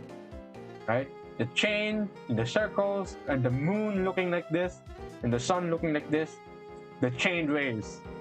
That the sunshine is a slave. Yep. Apple Bloom, welcome to the stream. Welcome to the stream, Apple Bloom. Next, let's see. Is it this one? Oh no, don't tell me. Oh, okay. This is one of my sad attempts to make a mandala art. I gave up on it because it's so detailed. Like, I know that I'm going to be drawing these same details all around the artwork, and I got tired of it right here, and I gave up on it. This is supposed to be mandala. I gave up on it. I hated it. Yeah, and this is one of my other discontinued watercolor. It's supposed to be a bunch of flowers and plants in here. Like you can see, this is flower, a bud looking like this, and there'll be a bunch of flower buds in there. I don't know why I discontinued it though. Maybe because I was not happy with the composition. That the focal point is right up here, and everything is just buried down here. I think that was the reason why I gave up on it. Yeah. Oh my god, no! Yeah, but I did this for school with that. There's a circle and a dove. Look how I used to make my lines. My lines look like this. So bad. Yep. Oh god, no. Oh god, no. Just look at how I made the gradients and colors. It's a mess. It's lazily made. Oh god. No, no, no, no, no. No, no, no, no, no. Oh, okay. This one is one of my paintings for art class, right? They said, alright, draw a portrait, alright? And so I drew Daniel Powder. This is Daniel Powder. If you know the singer of Bad Day, I really love the guy. I love his songs.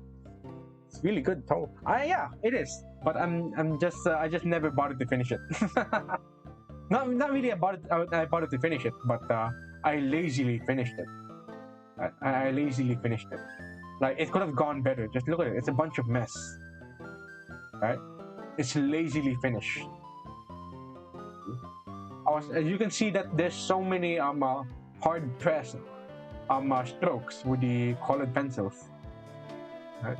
And it was at this time that I was starting to get into symbolism. Like, I would try to communicate to my classmates like the meaning of these symbols and what's these chains that trying to lock these symbols away from, right? It's about humanity, helping hand, empathy, and curiosity. And it was locking us away from the world peace, the key to world peace, and it was disrupted by the eye of ideology and the symbol of a war, right? And that was the way to peace, like this, right? And where is it? This one. This is Daniel Powder that I made a portrait for art class, and this one is, I think this is Dadaism. For Dadaism subjects, I put their individualism. Like, there's a bunch of guys judging this kind of person on this mask on, right? He's crying and happy. Like, I'm so into this drawing of the mask though. I would often draw this mask again and again. So, wait, where is it? Where did I stop? Then this one? Yep, it's this one. Yeah, this is one of my other artworks that I would make for class. This is for Filipino class, right? See? No, see, it's for Filipino class. November 13, 19... Commonwealth... Okay. June 4, 19... Wait, what the fuck is this? It's for Commonwealth Bill. What the hell? Okay, yeah, it is. Okay, yeah, Wika and Talita and like that. This is the thing that's what the Filipino class was going for. The throat for music, the mouth for education, and all that. The head for nationality, the hand for goodwill, and all that. And a bunch of cubism going on here. These are symbolism for papers, because this is an artwork for, what you call this? language, speaking and all that, because it's Filipino language class. So the paper, body of paper, in the hand of goodwill, hand of work and goodwill. And the reason why the mouth is here instead of the mouth there is because it's literally about writing. It was about writing at the time for Filipino class. So the hand speaks. That's what it's supposed to mean. Okay, where is the other one? And this is one of my other artworks that I would make in pure markers, like no colors and all that. And we're given this cartolina that's just plain green. And I did most of the things here. It was supposed to be a group work, but I did everything.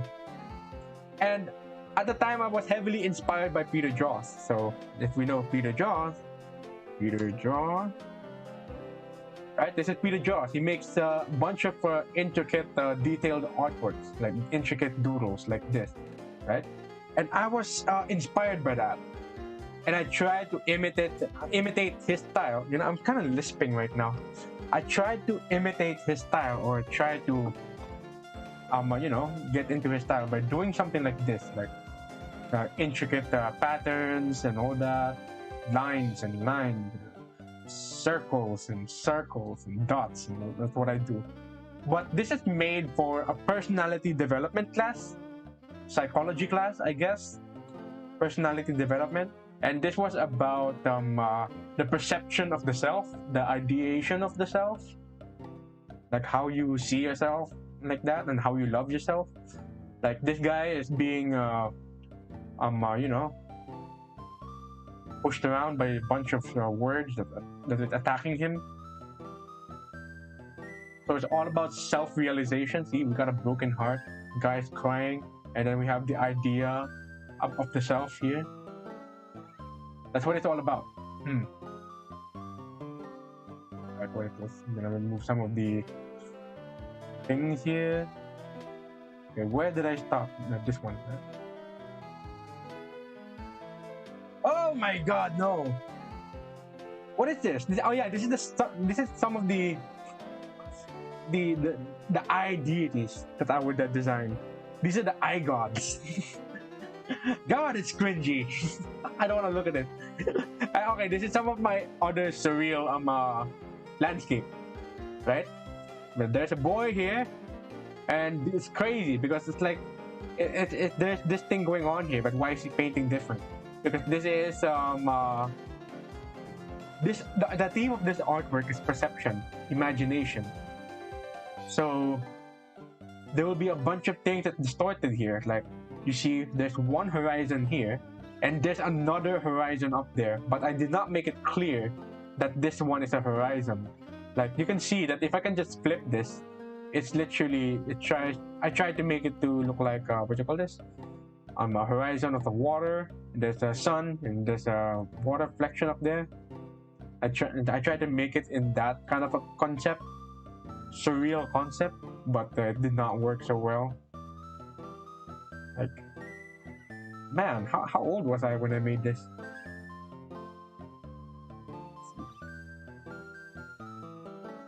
Oh, shit.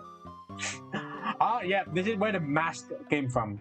Because at the time I was so into portrait, and when I'm so into portrait and I'm into doodling, I'm into cubism. So what I did was I made these mask designs based off of my style, with cubism and doodling, and oh my God, it's fucking creepy. Jesus Christ. And I was heavily inspired by the character designs of One Piece, because One Piece, the characters of One Piece is very, very diverse, right? Let's see. What's a good example here of One Piece? The characters design of One Piece has quite a diversity. Like, you know, let's look at the crew, right? Let's look at the crew, right? You got this going on. You know, they have similar faces. My point here is, You know, my point here is that if you look at faces like this, and then I'm just gonna show just Rosa. What do you call this? The flamingos crew. The crew of the flamingo. Like, yeah, this. Look how diverse the character designs are, right? Just look at it. No, I'm just gonna do it like this. View image. Is there a way to view image here? Not whatever. But my point here is that if you look at the designs of One Piece, like the diversity of their faces, right? And I was so into that. Like, they're funny looking faces. Like, it's kind of funny sometimes, but I thought it was cool, right? The beauty in these differences, the what you may think was ugliness, but the differences, the diversity, it was beautiful. And I was trying to capture their kind of diversity in these mask drawings, and I was trying to do that like this, right? Oh, wait, wrong window. Like, even the faces of Blackbeard, and you just look at them. I think I've shown enough of my point, so let's move on. Alright, let's move on. I think I flipped the canvas, the photo, right? I'm gonna go back to here. Let's see, where did I stop? Is it this one? No, not this. Oh my god, no. I did say I was into surreal landscape art, but how bizarre can it get when I'm into landscape art, right? Because we got a bridge here, a cracked bridge here, and then if you look at the lines of the bridge, right? The lines of the bridge, it has a sort of illusion going on. Like, it's not actually connected, it's going beyond the distance. Like, you have a Saturn in a distance, but why is this line like behind the ring of the Saturn? And I was into these combining elements. I was into these kind of things that's combining different elements at the time. Like, we got a candle here, but this is supposed to be a castle, and then we got a bell in there, and we got a line going on in here. And I put a ship in there as if this is the horizon, and then we got clouds and action going here, and then it's as if it's an island. So I put a bunch of rocky texture going on here as if it's an iceberg underwater, and then like put this mountainous thing here, and then we got a crescent moon going on here. It's the crescent moon. It's a crescent moon, but in the craters I would put eyeballs like this. That's how I was into these surrealist drawing. Like, my imagination was kind of wild. I would combine several elements and whichever that would remind me of. Right? This. And yes, this is one of the other colorful doodles where I decided to use colored pens. And I was so into these patterning of the squares. So there would be squares here, but each square would be a different shape. And then here it would be a bunch of varying towering structures here. That's what I was trying to go with. And then let's see, where was I? And then I think it's here. Okay. Yep. This is one of the portraits that I would use with just black, and then I would color it later. Actually, there's no one I'm trying to copy here. I just imagine a random face, right? But I intentionally tried to make it as ugly as it can, like you know, like it would be a guy you wouldn't normally be attracted to. Because at the time when I was a painter, I would more likely draw ugly people than beautiful ones, because beautiful ones, if you know, they just have a smooth face, they have a pointed nose or thin nose and all that, very uniform hair. But what I like at the time were messy looking people, because it has details. It has pores and scars and a round nose with all the blackheads and pores and crispy lips and all that. I like those kind of things. Details, messy hair. That's what I was kind of into before. I would much rather draw ugly people than beautiful, clean ones, because it's much more intriguing and much more attractive when it comes to art. That's what I was into. Okay, where was I? And then here. And like I said earlier, I was so into surreal landscaping, right? Now, I did something kind of bizarre going on here, right? Now, I kind of started at the bottom to the top. I started at the bottom to the top, right? So I did like this. Then I got a thin line, I gotta get a river, alright? Looking good. And I do a bunch of trees, alright? Looking good.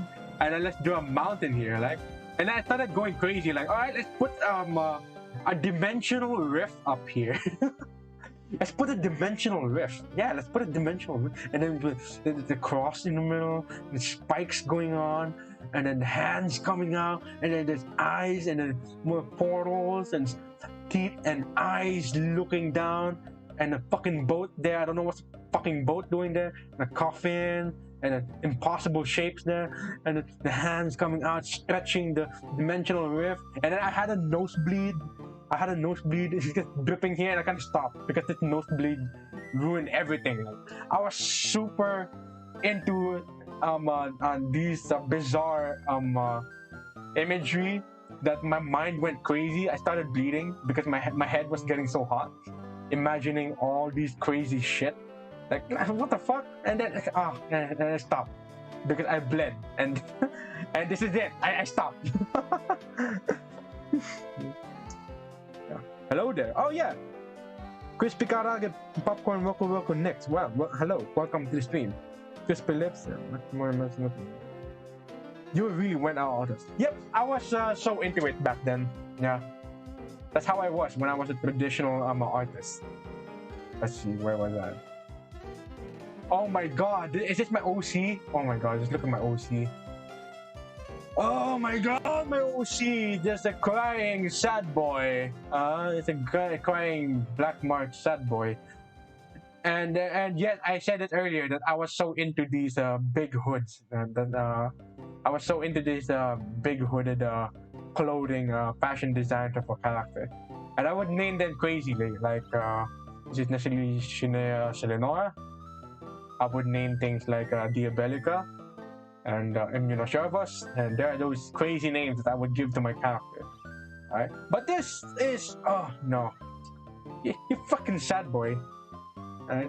And this would have been the fragment of my imagination, because you see, you got a fucking dimensional rift of the eye in here, and then the teeth going on in the sky that you saw earlier. Yep, an OC, yep.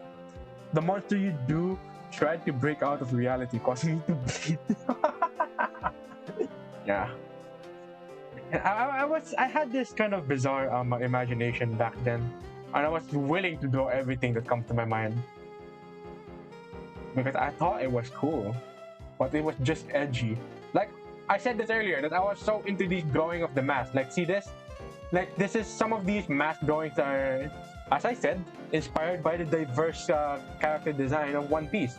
Like, I think there's this one character that I really like the design of One Piece, Diamante. Like this guy. Oh god, this guy. I really like the design of this guy. Right? It's quite intimidating. Of course, objectively ugly, but it's beautiful in the form of an artwork. Right? The sunflower, the sunflower, and then the wavy swords. That's what I like about this guy. See? I was so into the design of this guy that I would even imitate the character that he was emanating. He was. Look at the aura of this guy. I just really like it. Alright? And I was trying to imitate it. Just look at it. If you put it in a human form, just look at it. Steven Diamante. I was so into the character. and you would see it in here. Like this is literally where the guy came from. Right? And I was trying to make it kind of festive and all that, but I welcomed my friend like, hey, you can draw here. Let's draw whatever face and mask you do. So someone would draw this kindred mask, and then there's floral what you call this? Dia de Muerte mask something here, and Sans masks in there. And that's what I mean. That's what they were into. Yo, Quisha's here. Welcome to the stream, Quisha. I'm showing my old arts in here. Really, really old arts. Right? Oh my god. Oh my god, this is JS old character. No, I'm not looking into that. But I'm gonna look at this, alright? Because this is... I was so into the design of my train, because I was drawing trains back then. And I drew it in a very surreal way. I have a drawing right here. I don't know why I didn't take a picture of it, but I should have. But this is like a sort of architectural sketch of the train of thought I was trying to draw. Kind of bizarre, like the train. It's just a train, bro. And all this. A fragment of and you see only use 1% of your power. It's just a fragment of my imagination, right? You wouldn't want to step into my head. Like those are some cool arts you got there. Ah, thank you. I would say that to my past. That I never would have imagined that something like as old as this. Like how old are these? This is yeah. I made something like this. It's kind of crazy. This is for art class also. We were supposed to draw optical illusions. So what I would do is I would just draw a straight line, and then I would draw the edge of the face. And the optical illusion is, yeah, that's it. You see the edge of the shape like this. You wouldn't notice it so easily. This is the edge of the shape. Now, the edge of the face, right? If you look at it sideways. Well, God, I'm lisping so much. This is the edge of the face. You see the eyes, and I was so into it. And I call it the spectrum because there will be people of different color, different faces, and different complexions, and of different emotions. And that's what I was going into. And I would describe it as the colorful world. That way, yeah. Kind of symbolic, you know? Very symbolic. Imagine if Nick's the one who got all of the Infinity Stones. You would not want that to happen. You would not want that to happen. I swear to God. I swear to God. You don't want that to happen. Okay. Oh, and this was the design I would make for what do you call this? For a song cover of this musician I know, but it was an album art. Not really an album art, but more of a single. But I was asked to make an album art of sort to a musician friend of mine, and so I did. I painted this. It's still there to this day. I think you can find it on Instagram, but I'm not gonna bother searching. A cassette, and the tape is just swinging around and all that. Kind of like have that vintage vibe because the Polaroid prints and the films and the old camera, the sound recorder looks like this. The tape player. That's the kind of style that I was going for. Okay, and then what's next?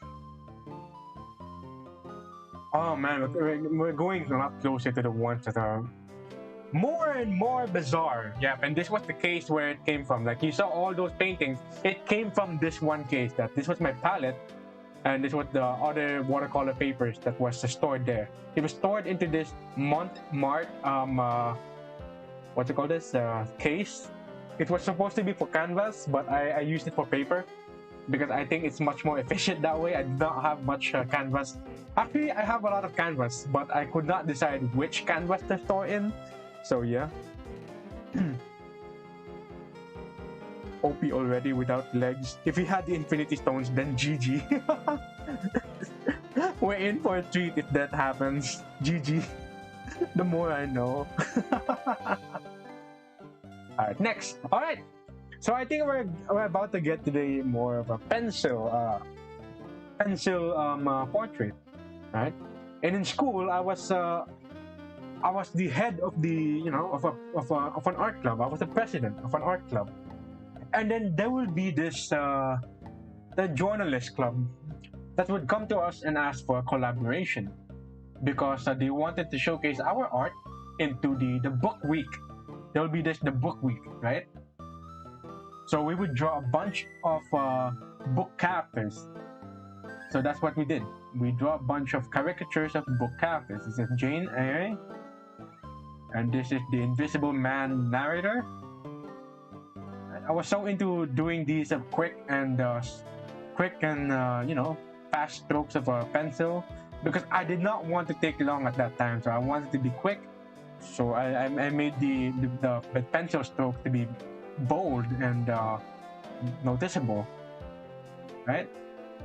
And then this is Leopold Bloom, Ulysses.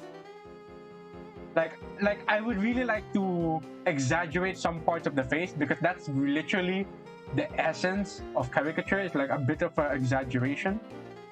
Like, despite its exaggeration, though, it would have a preserved character in the portrait.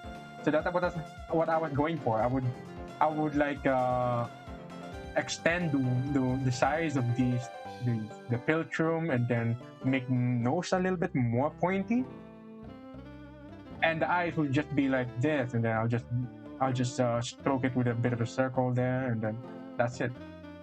That's how I would do it to make it fast. Like I'm just scribbling through, and I'm not gonna waste my time. I'm just gonna keep going through, and I did, and it's just pretty cool. And the results were kind of satisfying. Like it captured the essence of the character despite it's not being high effort. I was so into it. It was fun. It was satisfying. This Miss Moore Passage to India, and then this is Jose Arcadio Buendia, 100 Years of Solitude. These are book characters from the book week in collaboration of the Journalism Club. Alright, and this is Bigger Thomas from the Native Son, and this is I don't remember this anymore. And it would come from this kind of a case, I would say. It's very messy. These are just empty papers that I would just save because I don't want to throw them away. These are literally empty papers. Like, if I have a notebook to get rid of, I would just tear apart I would just take off the blank and empty pages, and I would save the blank pages there. To save paper. Yeah, I was so into saving paper at that time. And so I did. I just left it there. I saved it there. Go green and all. Alright, I need to go now. Just drop by the same creek. Alright, sure. Thank you for coming, Krisha. Thank you for coming. Alright. So this is one of the other attempts I did to the spectrum concept of the vertical edge of the face. Right? Oh my god. Yep, and this is one of those colorful portrait, right? The ugly portrait that I was trying to go for. Alright, where did I stop? Is it this one? Is it this one? Yeah, this one. Okay, I think we're gonna get into more of the sketchbook one, right? So this is one of the early concepts of those that I would make that would be called the chained rays and the centrifugal crescent. I really had crazy names for these concepts though, but the point here is that there's a solar eclipse and the sunlight is a slave. That's the kind of concept that I was going for, right? And this is one of the optical illusions kind of thing. This is John Lennon. If you can notice here, this is the Ferris wheel and the neighborhood and the port. house and all that, and the eyeglasses, the mouth and the ocean, the boats and that. This is John Lennon, if it's not so obvious. Oh my god, this is my fucking OC. This is my fucking OC. I was so into it that time. Like, there's a riff and there's a fucking eye in the middle, huh? And this is a fucking sad boy, huh? And he'd have some of these bizarre wings in here. That's what I was going for, because there would be the center of the story. The story revolves around a boy that the gods are fighting for, because this guy holds a lot of power, and they said that you have to pick a side. But this guy is very indecisive, so he has the power of both the good and bad. It was a very edgy world building, and I kind of abandoned it. It's one of the other drawings I made. This is just a silhouette of a landscape. There's a bunch of trees, a Ferris wheel, and a weird-looking sky. Cubism going on here. It got ruined the moment I put ink on it. Why is he so sad? Why don't you destroy both worlds then? That's actually the point. That's what happened. He destroyed both worlds. He destroyed both worlds. Actually, there's another ending of the story when both gods are fighting for his power, and what happened there is that the boy died. Because of the kind of conflict that was going on around, so the boy died. If you're gonna fight for it, then wouldn't it be better if I don't exist at all? Something like that kind of a plot. It's very edgy, I gotta say. And this is what I was saying about the portrait of ugly people, right? Because I don't like the look of beautiful, smooth-looking faces of the people. I would rather want edges and bizarre designs, pointy nose and exaggerated lips and then wrinkled eyes. That's what I was kind of going for, because I really am more into these ugly looking faces, because they're much more artistic than smooth faces, and smooth beautiful faces are just kind of bland and flat and plain. Just look at this, and that's why I would prefer making these kind of faces. And if you guess it, that's right. I was into the art of totem, like totem art. Like, I was so into totem art, right? At the time, I was very into totem art because of designs like this.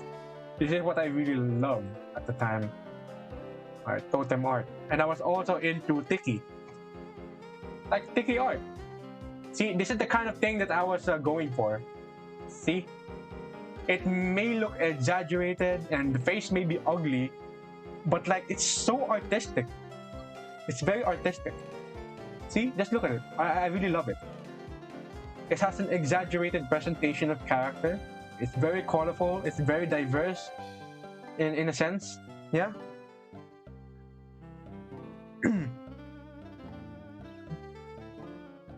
I gotta go now. I'm gonna drop by next time as well. Oh, sure. See you around, Apple Bloom. Thank you for coming to the stream. Yeah. Thank you for coming to the stream, Apple Bloom. Appreciate it. So I was so into these things, and like interesting faces. So that's what I was going for at the time. See, you notice it in here, especially this one. You know, I can rotate the photo, but I would go back all the way to the beginning of the album. Yeah. And I was into, at the time I was into what the white marker. Because this white marker was the most interesting material I've ever had my hands on, right? Because I had this white marker and I could literally draw on things that I could draw differently, right? Because now I essentially have two contrasting colors that I could draw on a surface, right? Which is black and white. One could be for highlights and one could be for structure and shadows. But for me, I would like to use them to draw two different subjects in the same place. And I would do it like this. It would conflict in a way. but in a sense, it makes you think like the black has its own world, and the white has its own dimensions. It's kind of that kind of concept I was going for, and I would really like to customize my own school materials, like the clear book I would draw on my own, like my math notebook I would draw it on my own. Like getting white marker. I got the power! I love it so much. See, it's just so cool to use. Like the highlight, the contrast, and it stood out so well. Oh my god, it's so beautiful. I was having a lot of fun with this white markers. So, did you have an 8 syndrome back then? The 8 syndrome? 8 syndrome? What do you mean 8 syndrome? What do you mean 8 syndrome? What is an 8 syndrome? 8 syndrome. Even develop a horizontal gauge policy and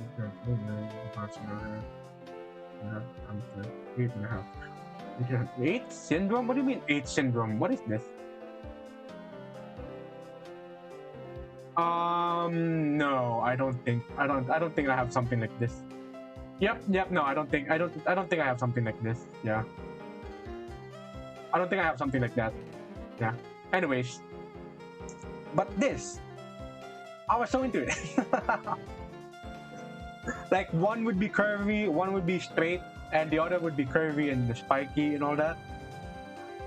I really like the use of these white and black and white markers at the time. I got playful with it. Yeah. Sorry, by 18 it shouldn't be. Oh. No.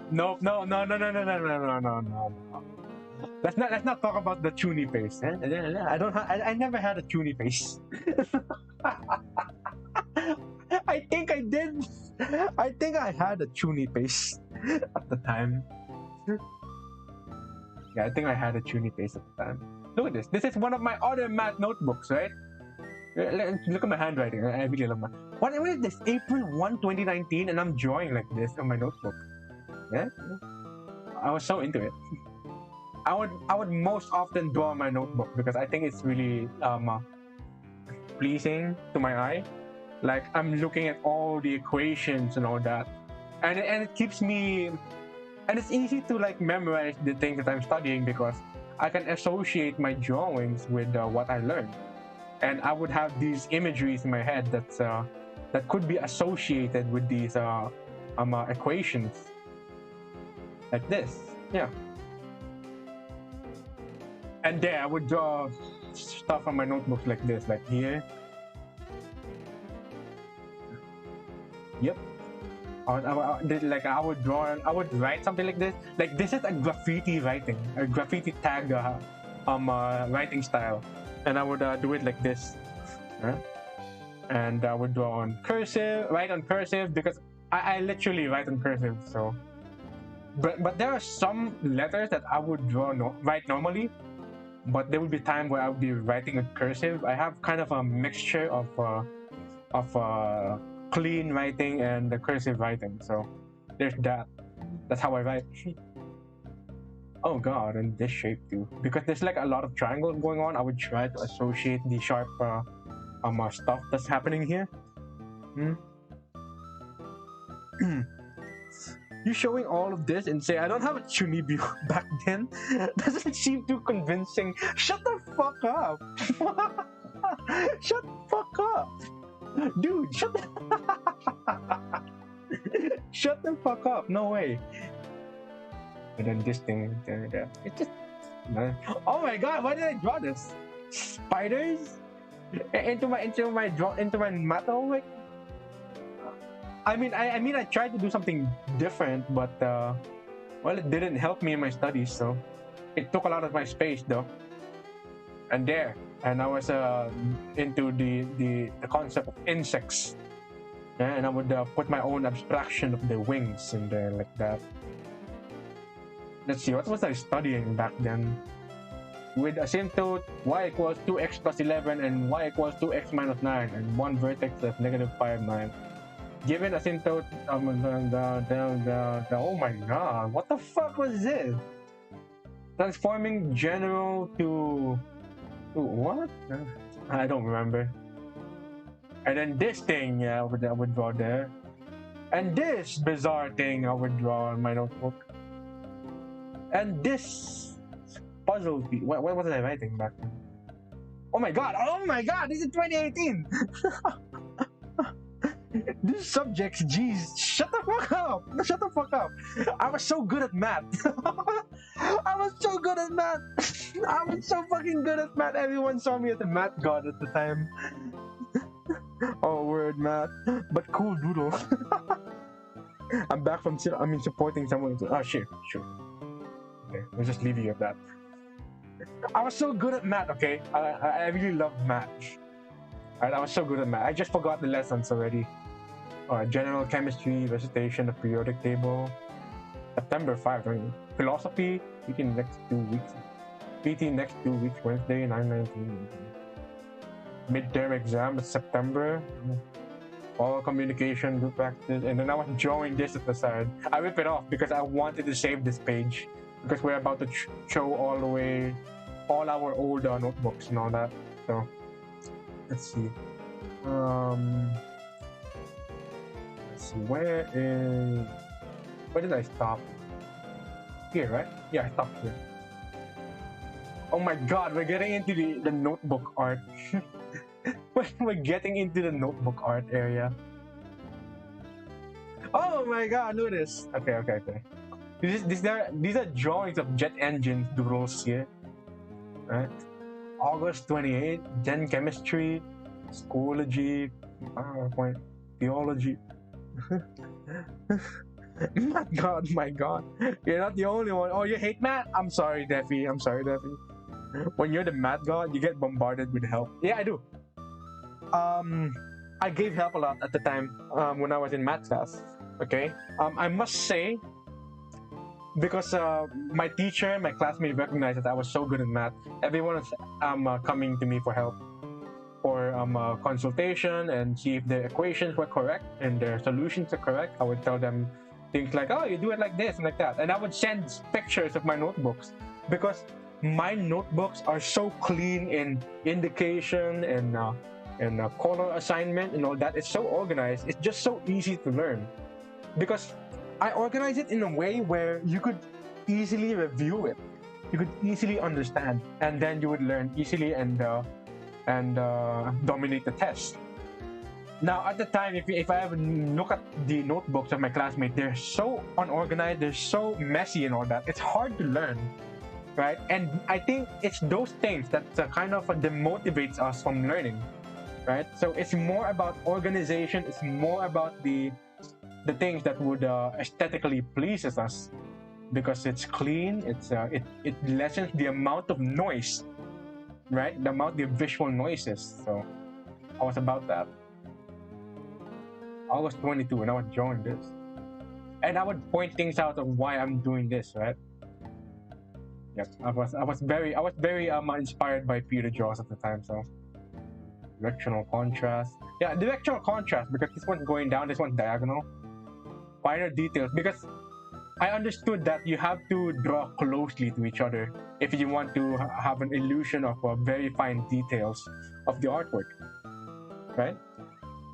If you're good at something, never do it for free. Yep. Actually, I do things for free and it earned me a lot of popularity in school. I do a lot of things for free and it earned me popularity in school. Like I was very, very well known in class. I was very well known in school. Like they know me as the artist in the school. They know me as the artist. Like if you think about art, my name would come in, right? And the first thing they would think about would be my name, and it would be in art class in other classrooms. They would reference me in their art examples. Yeah, they would do that, right? Because I was very well recognized. I was very generous with the things that I was doing. Right, especially in art and especially in tutoring, and that's why it got me so good because I learned the things that I'm teaching, and I'm learning through the things I teach, and I'm learning through the things that other people are lacking, and so I succeeded because of that. Yep. if I were there, I'd snatch that notebook of yours. Dude, at the time, everyone was eyeing on my notebook. They would tell me that, dude, can I have a picture of your notebook? Like, dude, can you send the picture of your notebook to the class or something? Because it's so good, you know? And I think it would be nice if you use it as a reviewer. That's what they would do. Yeah. Alright, so where did I stop next? Yeah, we're kind of halfway there. Okay. I think we're here. Alright, we'll have to move forward a bit. Oh, okay. I know where we're going now. This is the philosophy notebook, right? And my friends would know that I'm a very philosophical guy. I was so into philosophy. I was very into philosophy. My philosophy teacher would also reference me for argument and for meanings of some philosophies, right? A free-for-all fight for free-for-all fight for next month. Where do I sign? Where do you sign? Alright, just go to the accounting and enroll and go to the same classroom I go to. Right? And they were saying things like a philosopher must not fear death. They were saying things about this and of Socrates. So what I did was I drew the painting of the death of Socrates by memory. And I only draw the composition. Like there's a bunch of guys here, Socrates in the middle, Plato and the executioner with the cup of poison. Because what I was trying to remember was of course Socrates was saying a philosopher must not fear death. And there's a compositional genius going on here. Like this one is alive and this one is after he died. Like there's people still amazed by his philosophy, and then this is his teaching, and his hand is reaching for the poison. The executioner right here is kind of regretting the decision or looking away from Socrates taking the poison. And this is the state of a man after the death of Socrates, which is Plato, is looking away, right? From alive to grief, right? So that's the kind of thing that's going on at the time. You said along. So you didn't fear the free-for-all. Actually, because I am the reward of the fucking free-for-all, I don't have to participate. Imagine the stream reach 1 week long. Nope. No. It would be very timely, actually. It won't take too long. So it was about Socrates, and I was just doodling again. And then what's happening? Why should it matter when the 4th BC world is made of water or air, from cosmology to morality? Oh yeah, because at the time we were learning ancient Greek philosophy, right? You would hear what you call this? The philosophy of Thalasus, and no, that Thalasus. I remember Thalasus, right? And then Thalasus was the very first Greek philosopher recognized for philosophizing that the world is made up of water. And then there will be other philosophers arguing that the world is made up of air. No, it's made of fire. No, it's made of atom. No, it's made of energy. Something like that. And then Socrates stepped in, and then he was philosophizing that the matter of the world is not it. Right? It's not the thing that we should be arguing for. It should be about the way we should live in life, which is morality and political thoughts, right? So he was referencing philosophy as a rational explanation, right? Because the ancient Greek philosophers at the time of Thalasus was philosophizing about the origin of the world. So philosophy as explanation of the origin of the world, right? A legend knows that he doesn't know anything. Some random. That Socrates said that. A legend knows that he doesn't know. Actually, the only thing that you should know is that you know nothing. The only thing that matters is that you know nothing. Yes, that's fucking Socrates. Classical philosophy. Yes, 54th century BC. How people should behave. Ethics. Yeah, ethics, morality, and political thought. So this is what it's all about. He has so many questions that he made so many enemies that he was put to death drinking the poison hemlock as execution. Then that was the painting of the death of Socrates, right? the hemlock poison. So there, yeah, this is the earlier philosophers. There would be Pythagoras, and I would draw guys like this, right? Pythagoras at the time was saying things like the world is made up of numbers, right? And they're meant to be measured, like time and space, right?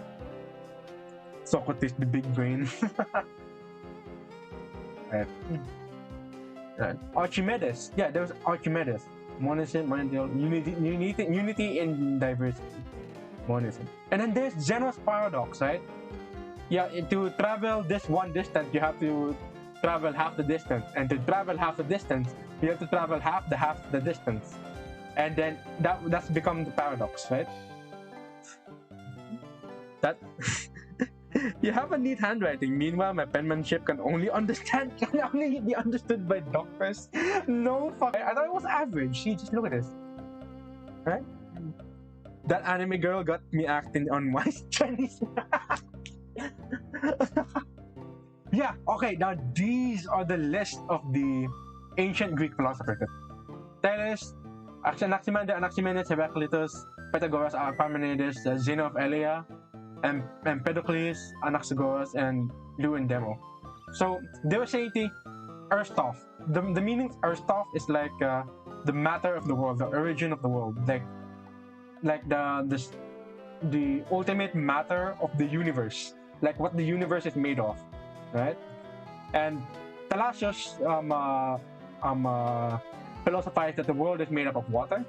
Anaximander philosophized that the world is unknown. It's made of an unknown essence, and that was translated in the modern times. It would mean energy, right? Anaximenes would say air. Heraclitus is all about change. The world is all about change, right? Stream buff. The stream buff. The stream buff. The stream buff. The stream that no, stream is still alive. So Heraclitus is all about the philosophy of change, and that change was translated to fire because fire is not so constant. Pythagoras was about numbers. Parmenides is about the changeless world, and motion is an illusion, right? Motion is impossible, and that was about physics. Their philosophy was about physics. Empedocles, it's about the change of position of elements, and this was about elements and atoms, right? Because they're saying things like change the position of elements, the solid, liquid, and gas. The what is this? The knobs? Yeah, these are the infinite seeds.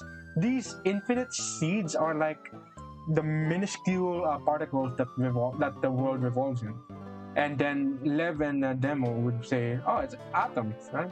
It's called atoms, and this is what the philosophizing of the world would mean. It's elements and atoms. And all those would translate to matter. The composition of the world, matter. Right? Parmenides is saying they cannot step the same river once. One of the whole. Big world, the beginning universe, and that's the solar system. Oh, the stream buff a little earlier. Oh, really? But I'm still drawing even on this class. Even if philosophy was my favorite subject, I would still be drawing in class. Like this thing here is still there. Even this. And my notes would be colorful like this to make it easy to understand. Like, I know what earth stuff means. I know what happened in the fucking city of Miletus. Heraclitus was saying all about this. As he was saying, it's about change. It's about change. Right? Your boy Plato. It's not one of the ancient Greek ones. Sorry about that. We're talking about ancient Greek philosophers from Thalassius to Lev and Demo. Philosophy and science. See, I was even doodling here, and I was referencing tarot cards because it has this rectangular shapes that would hold the composition together. Right? Even this drawing of the earth stuff of pre-Socratic philosophers. Yep. This is a symbol of earth stuff. I just realized that. And I would be drawing philosophers like this, like the old man, like looking like this. And my shading would be of this line style. And it would be mostly of beard or mustache. This is supposedly Socrates. This is supposedly niche because of fucking mustache. And a fucking modern graduate. That's what it's supposed to mean. And whatever this guy is. Oh, how to argue. Induction and abduction. Yeah, deductive argument. Right? This is how Sherlock Holmes does it. This is the Detective Conan, right? Deductive argument is about there is one whole situation and you just gotta chip out the things that you deduce the things and you would argue the things that is left, right? Inductive argument is the build-up way, the more specific the general, right? And that's the philosophy notebook. It was just what you call this, taped together cut layer notebook because I have a binder but it was full, so I could not put them together in the same binder, so I taped them together. That's what it is. And what's this? This is my science notebook. And I was drawing like this on my science notebook. What is this? Conversion! Oh yeah, this is conversion. The conversion of the weights of the... No, not weights, but the size of the object. The size of the object. Tera millimeter, I think? Yeah. Terameter, gigameter, megameter, kilometer, hectometer, decameter, decimeter, centimeter, millimeter, micrometer, and nanometer. So I just have to memorize this one, the PGMKHD, and then the base DCMMN. So that's how I have to memorize these things with these this thing.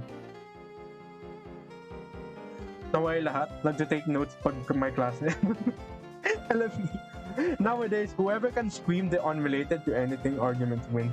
Oh my god, yeah, I can relate to that. Oh, this, okay.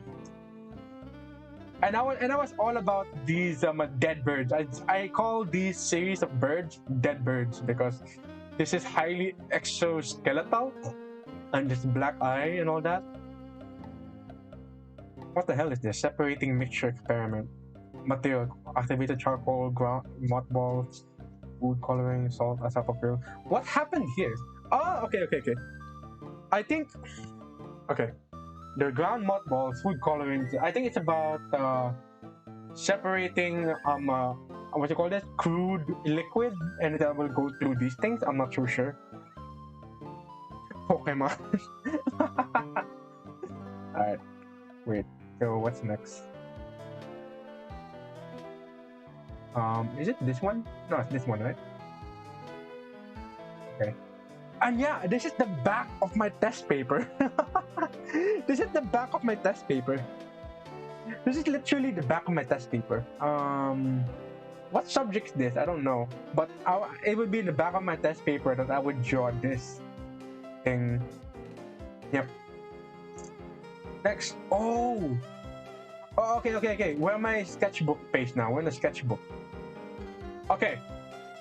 We're gonna be talking about the sketchbook that I had before. Actually, I'm gonna do it like this, okay? This is gonna be the sketchbook pages. The sketchbook is here, and it goes all the way here. So these are the sketchbooks. Alright, let's cut it. Let's open a new folder. Let's go here. Okay. So these are the bunch of sketchbooks pictures. Alright, so let's begin from here. From the beginning of the... Actually, should we start from here? No. This is one notebook, right? Actually, this is one notebook. I'm gonna put them in one folder, so we're gonna be organized with the kind of notebook we're looking at. Okay, let's start from here. Okay, now this is a pocket sketchbook that I had before. It's very small. It could fit in your pocket. So, and this is the paintbrush for scale. This is my paintbrush for scale. Okay? So, I would use this paintbrush to hold the pages because this thing keeps flapping about. So here, when you first open this small sketchbook of mine, you see this try hard graffiti of my name, Nico. That's where the name of my fucking VTuber comes from, man. It's fucking Nico, yeah. Eh? But if you notice, like I was just playing around a bunch of colored markers here, right? And I would title this page the additive spill, because if more colors that you add, darker it gets, right? Because that's how the colors are mixed by additive mixtures, colors. Now, this is starting from September 2019, yeah, to whenever this is, because I never plan to put an exact date to when this one stopped drawing. Now here's what's it called, this? A calligraphy of a friend. I told my friend to do some calligraphy on my sketchbook, and she did. And this is manifesto. Yeah. And it says here, the search for the ultimate beauty is my ambition. That's right. I really had the ambition at the time to search for the ultimate beauty. And here you see some doodles right in the beginning. You see some doodles. This is the ship, and this is a stingray. This looks like a bit of a mechanic stingray in here. Yeah. But at the back here, I tried to draw a bit of a coral happening here. Bunch of corals. And then here is my workstation, my study. It would look like this. So there's no place like home. There's no place like home. Come home. Home sweet home. Alright, and that's gonna be my workstation. There's sticky notes in there, my teddy bears, and all. That's actually what's the Scalanimals? Yeah. Yo, Nick! Welcome to the stream. Daisuke, welcome to the stream. Yeah. And then this is one of the other sketchbooks that I've made. This is actually Inktober. Shrooms, and then this is what's this? Poisonous? Yeah, the theme is poisonous at the time.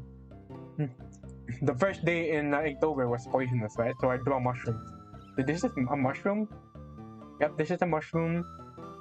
And about tranquility, I draw a balancing rock tower, because of course it's all about that inner peace when you try to balance the rocks at the time. I was so into these rock balancing because I think it was so intriguing, you know, balancing rocks. Tranquility, a moment of time to put your weight in order. Stay simple. And here, this is day 3. Yeah, this is day 3 of Inktober. It's right here. This is day 3. This is not part of the Inktober. This is day 3. Roasted. The pig, and you know, being cooked. Roasted pig. And here's just a bunch of random doodles. Look at that. I don't know what exactly this thing is, but it's just a random pen doodle. You know, spell, and I put in a wizard. I really do not like this so much because of the excessive use of the markers. Yeah. Like that. And this one is number 5, chicken. I drew a chicken that's kind of bizarre like this. It has 2 heads like this. And then this one is whatever. I think this is Orange Gladiators variation. Really? Orange Gladiators? Oh yeah, because it was about logo design that back then. It was about logo design. And I was doing these logo sketches and I was not happy with it, so I drew over it. So I drew over the sketches, I drew over the logo, and put it into my own shape like this.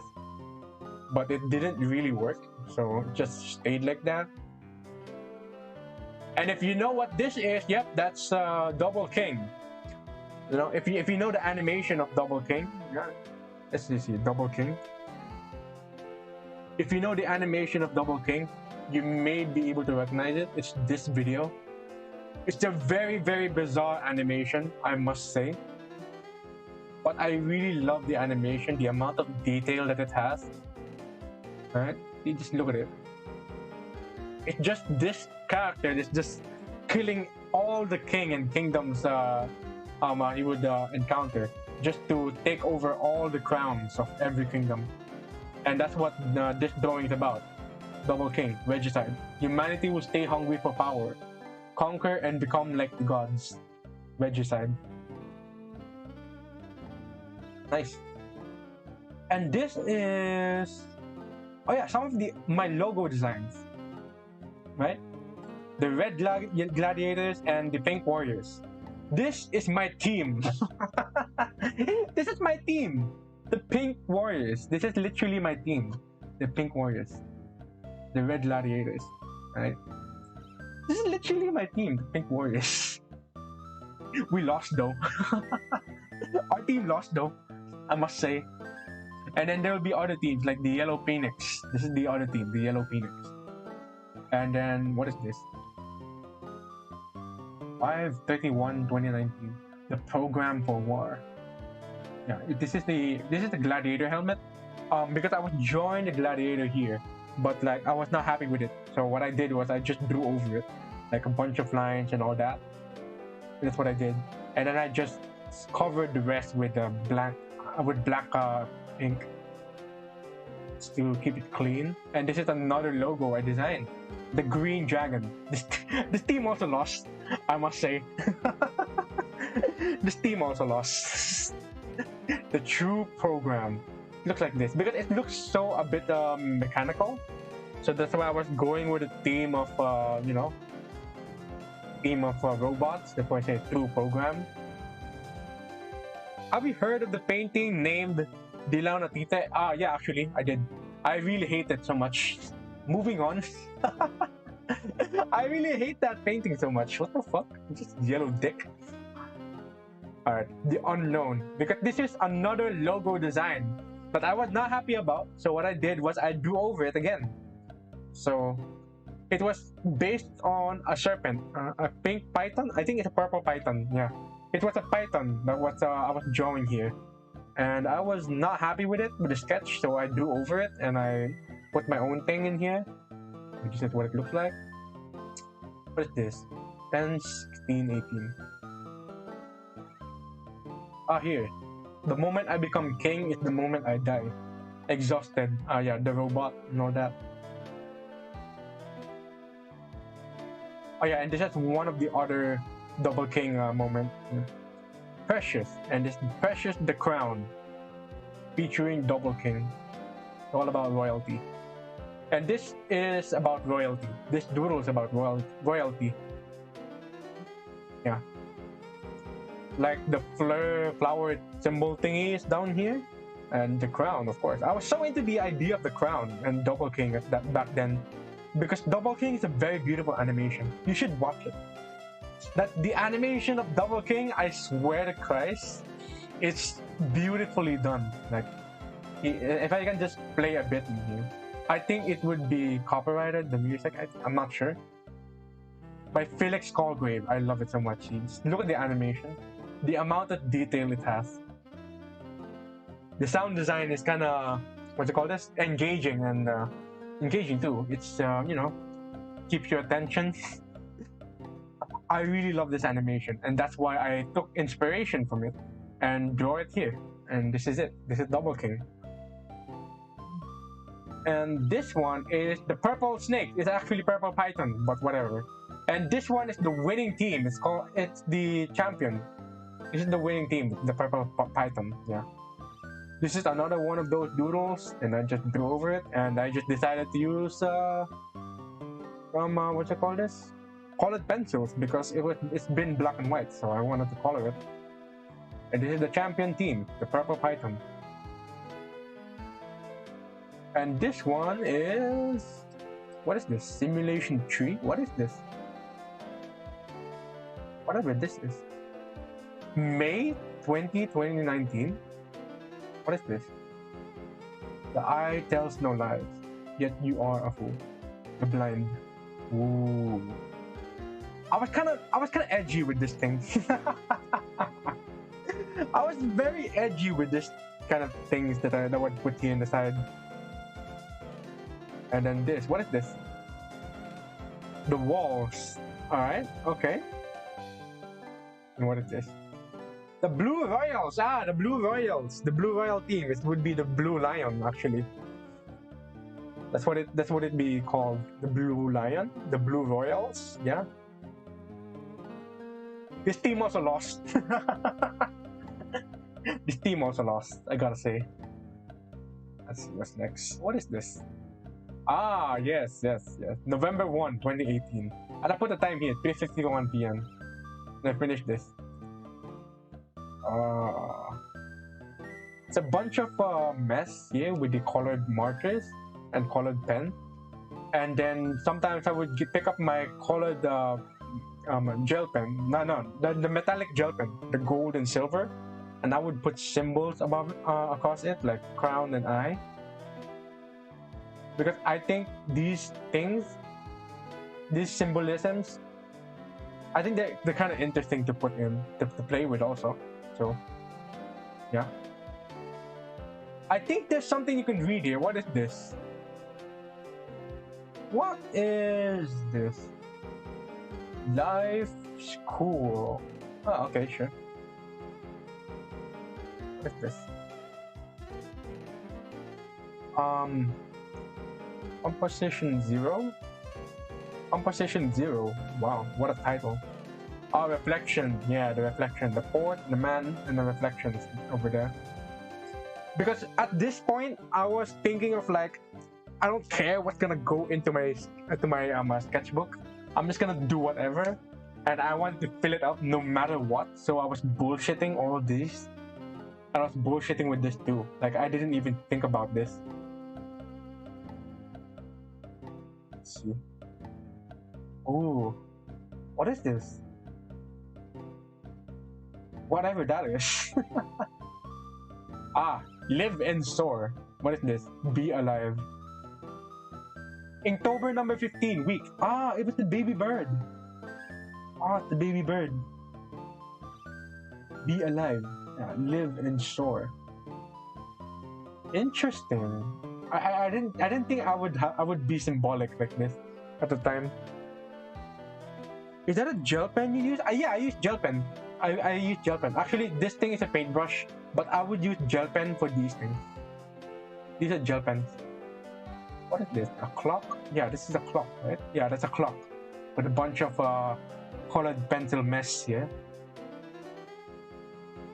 There is no good or evil. The moment we think we're good, we destroy evil.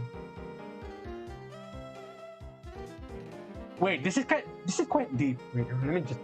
There is no good nor evil. The moment we think we're good, we destroy evil, and then we become evil. Oh, I see. I remember now, right? Because people are saying that whether there's such a thing as a good or evil, because it's very subjective. Because if we think we're good, but by eradicating evil, then if we look at it in the perspective of the of who we think was evil, that's being killed by the good, then the evil would think the good guys are the bad guys for killing the evil guys. Does it make sense? It's all about switching sides. If you like, it's like that one Batman sort of quote, philosophy thingy, whatever, that says like if you kill a bad guy, the amount of killers are the same, something like that. Life in a singularity will bear duality. There is only the joyful and the miserable. Oh yeah, okay. At this time, I was philosophizing about the existence of good or evil, and I kind of eradicated the existence of both. There's no such thing as good and there's no such thing as evil, because they're both subjective in terms of the perspective one is coming from. And the only thing that the only duality that matters in men is the joyful and the miserable. That's it. Angular, yeah, nice. Putting eyebrows, eyeglasses, mustache, and beard in this facial hair, because this thing did not have those golden gel pen. But when I look at it, I just pick up my golden gel pen and go over it. Let's see what's next. And then there can be a million faces for a single expression. Interesting take. What is this? Interesting take you got there. Million faces in a single expression. Interesting take. What was I philosophizing about this? Drooling, and this is a kind of a reptile. Drooling, of course. Inktober number 6, drooling. What are these? Wheels and spikes. The tail. Okay. Bottle! And this one! Okay. Number 18. Why do some people aspire to be writers? The writers have nobody to be listened by. They write in hope that one day someone reads the message. Yeah. I was philosophizing about the idea of writers, right? And I think I was watching this sort of TED Talk video about writers, or maybe it was School of Life or whatever. But they were saying things like why people become writers, and it's because they were saying the idea about nobody would want to listen, so they write in hopes that maybe someone would read the kind of message that they want to let out. So there will be a bottle like this, and there's a paper and a writing. It says "Read me." So with 2018, I was thinking deep like this back then. Jesus Christ. Alright, 2018. Yeah, this is the theme: the blue royal, green kryptonites. What the fuck? Yellow phoenix, pink warriors, red gladiator, and purple python. Scorched. Yeah, this October 2019, Scorch. Yep, this is the skull of a bull, I guess. And then the sun. The sun is really crazy here.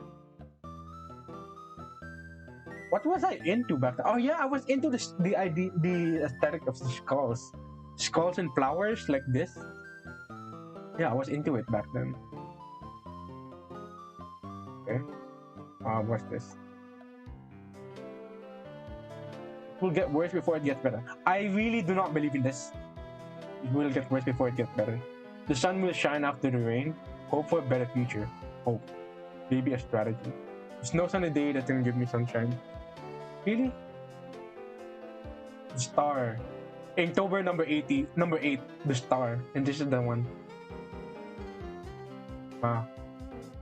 I used to draw like the kind of way I used to shade like this.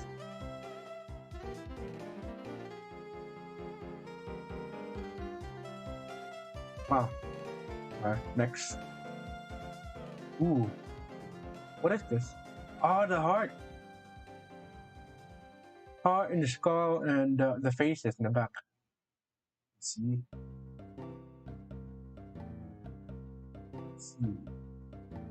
I really was not proud of it because it kind of felt empty and then I decided to shade it, and it got worse.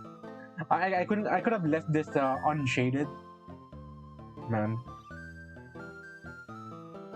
What is this? Not going to be the same sky again. Really? Wait a minute.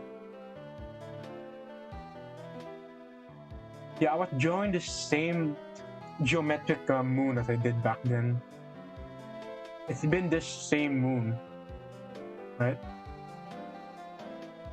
Okay. Whoa.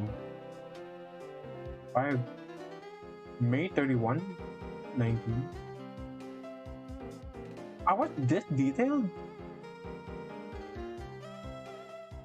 Crown though. Oh yeah, I remembered I was having this 0.3, I think 0.3, 0.4 pen, and I was very ecstatic with it because I could get so detailed with the drawing like this. Like I made this with 0.3 pen. I was very ecstatic with it. Like, oh, I can make all these fine details. And I was very ecstatic with it. What is this? You're precious. Precious. May 20, 2019.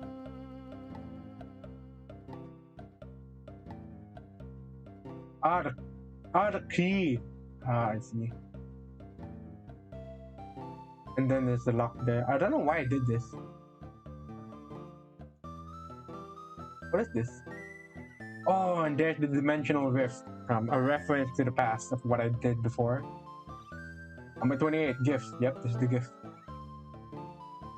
GIF? What the fuck is this? It's not even a GIF. What the fuck is this? What was I drawing? What was I drawing? Oh, I remember. Behind this paper, there's a monster giving a beautiful girl a gift.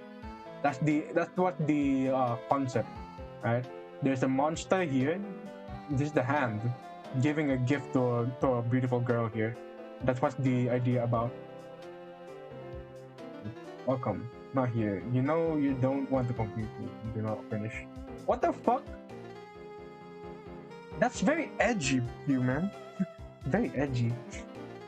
Let's see. What is this?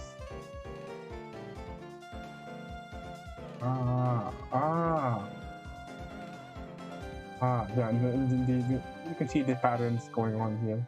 I was into these patterns like this, and you would see some shape or curve in the negative space. I was into that, but I was all about these pebble-looking things here.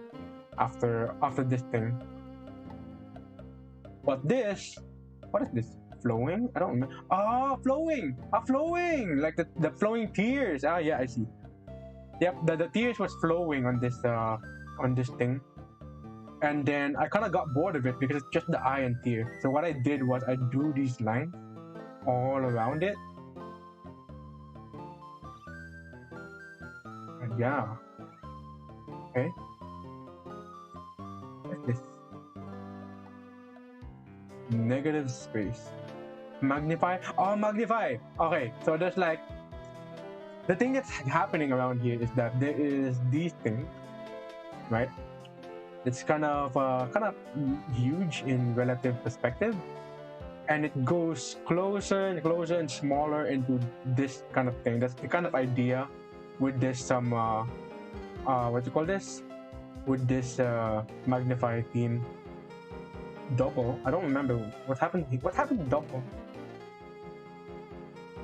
Yeah, there was some Inktober prompt that I did not follow at all. There's a bunch of lines. Bloom. Bloom? Oh, you mean this? Medusa of the Sea, the Untouchables thing. Oh shit, this is one of the earlier Jellyfish girls I drew. Oh shit. It used to look like this. And I drew it on top of a manila paper. I cut off a manila paper, just paste it here. Just look at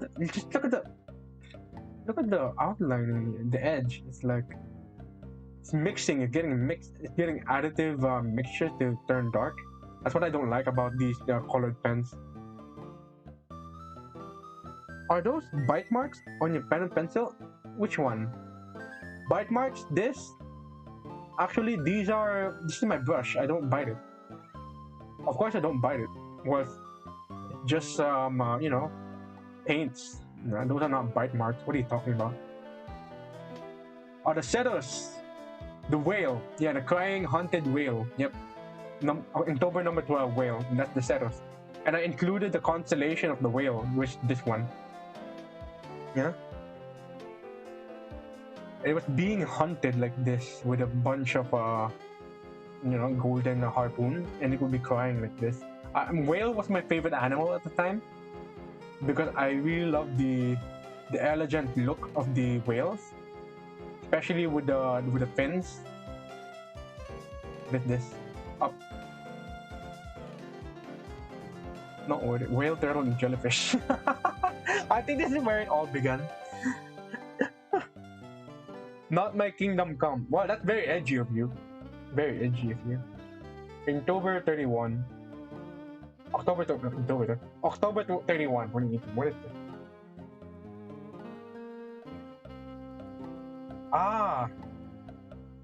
Interesting. What the hell have you drawn? Is this a gun? A machine or something? Whatever this is. I never bothered to you know, to make recognizable subjects in here. Except when it comes to animals, like this. June 9, 2019. These are birds. Yeah, these are dead birds. This is like one of the beginning of the dead bird series. Ornithology, a branch of geology concerns the study of birds. Yep, that's correct. Ooh. I really do not like the look of this, like when it's looking up. But I thought like it should be part of the nature that when they look up, it looks like this. I'm not sure. They look like toys though. They don't look anything like bird, but I try as much to make them look like mechanical birds, like Skarmory, the Pokemon Skarmory. And there, yeah, you can see that I was getting into circles at the time, like these circles in the circle art, in the drawings. Like here, this is what I was saying about what you call this? About the eye deity, the eye gods, and all that. These things, the see no evil. This is one of the eye gods concept that I made before. I kind of discontinued it, but I'm still drawing these things because of I think it's interesting in reference to my past conceptions. But like, I never fleshed out a story out of these guys because I don't think they belong anywhere. Visualizing deity. The world exists in our perception. The most probable, possibly truest philosophy of perception is the life in simulation. And in theistic case, more than one gods in existence. I praise what I see and what I perceive. Line of a fool. Knowledge is the memory of our perception and of interception of interpretation. What the fuck? Of the greatest fool. Oh, you're a fool. Unseeing, whatever. This. Ah, the king. Yes, the king. You know, at the time I was into the concept of Smash Brothers hands, right? The master hands, because I think it would look well if you have floating hands on a god like this. These are supposedly quote unquote gods of the world building I've conceptualized. I never bothered to continue with though. And I made this with a very fine pen tip, like 0.3, 0.4, I guess. Yeah. And I was into these gut-looking thing of a mechanical object, right? Like these wavy thing. They look like guts, but I think it's like a good contrast to the kind of object that was around it. So I find it very interesting. Yes, people drawing the faces, the mask,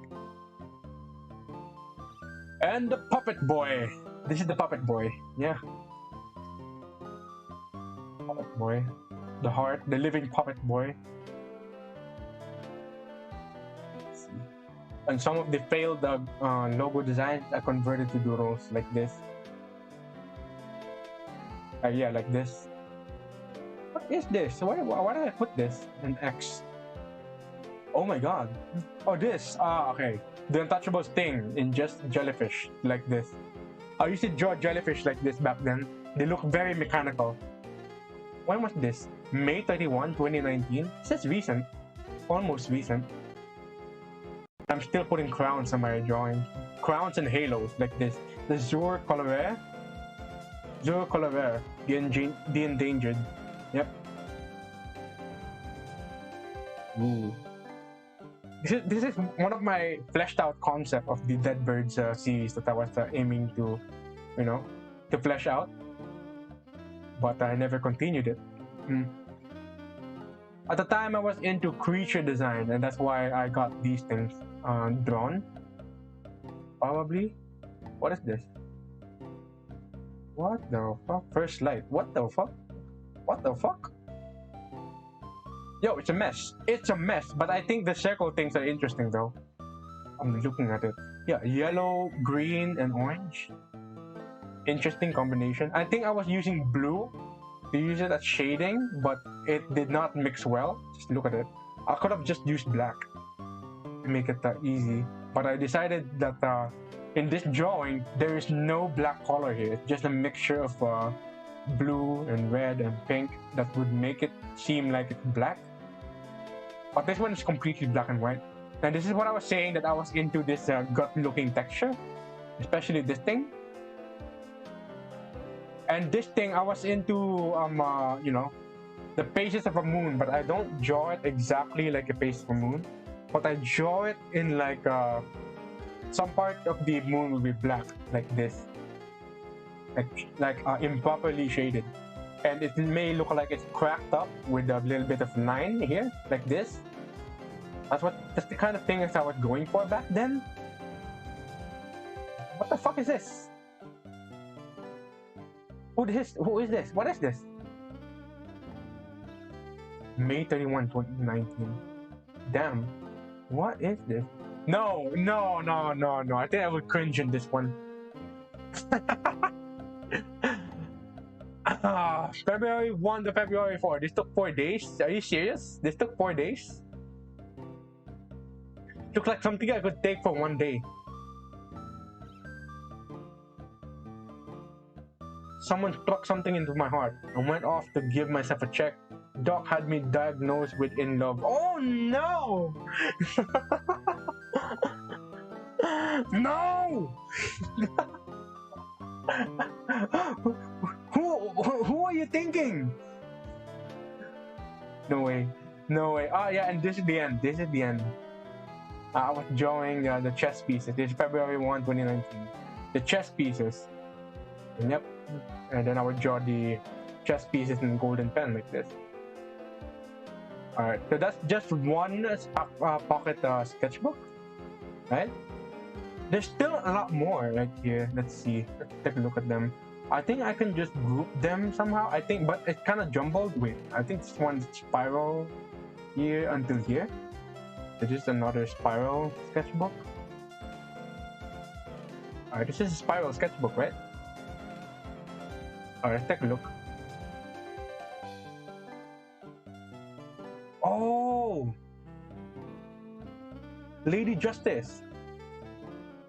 Oh, this is Lady Justice. The Justice is blind, or the Justice is speaking. I was trying to draw that that there will be an eye peeking out here, and I would say Justice is speaking, and that means the justice system is dying.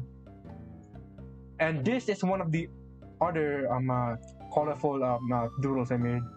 If you see that I've done this on Twitter, I've done this on Instagram. Right? I posted this on Instagram. Let's see, Instagram.com. Look around the arts. Okay, I've done this piece before, and when I did it before, and it was kind of fresh. The colors were rich, and like there was no fading. There was no fading and whatnot. It was very fresh. It was very vibrant and all. It was here. Where is it? I have pictures like these. I don't know where the photo went. Pictures like this also. I don't know where the photo went.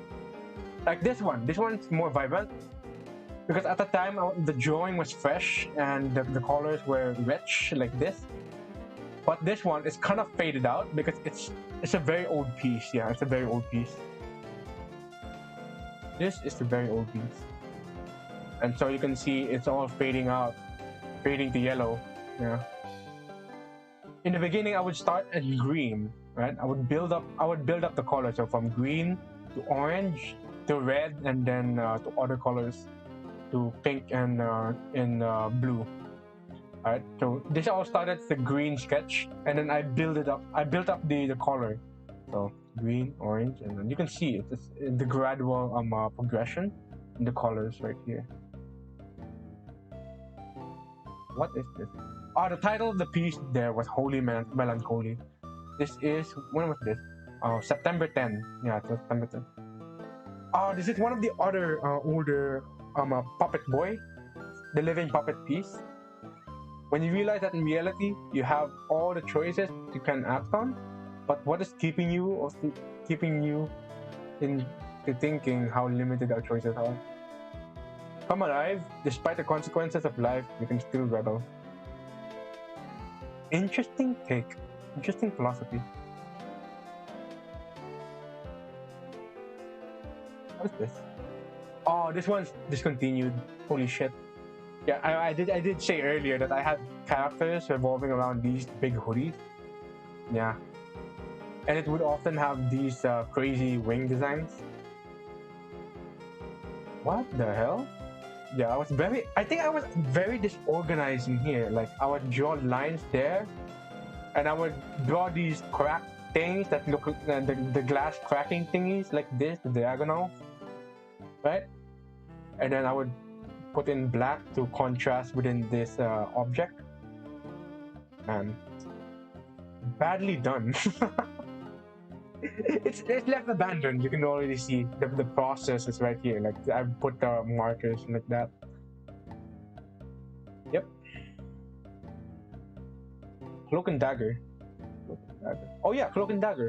I was in a contest venue with my teacher, and what you call this? He told me, draw something cloak and dagger. Alright, sure, and I did. And I drew a girl. It was based on the national artist Ben Cabrera. Ben Cabrera. Ben Cab. Alright. Oh shit.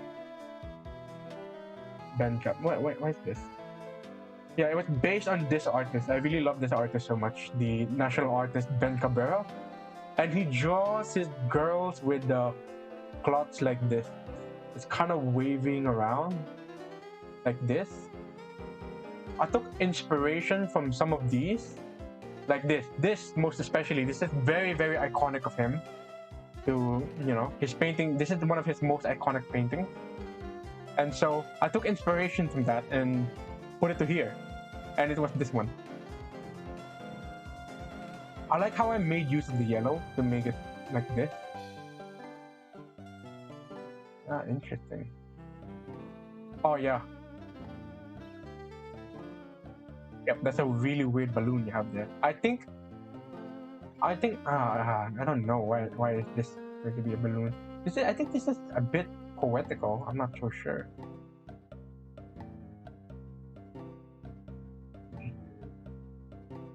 Yep. Yeah. That's very edgy of you to draw that. Yep, very edgy. Sorry about that. And this part, I was trying to mix the composition of both candles and ghosts. I think it would make it would look good in combination of the theme and, you know, the gothic theme of candles and ghosts. Look at this. It's just like this. It's like purple dots, conclusion dots. And oh, what the hell? I do that. Oh yeah, I was into Aztec art back then, because I think there's the, what you call this, the Aztec calendar later on.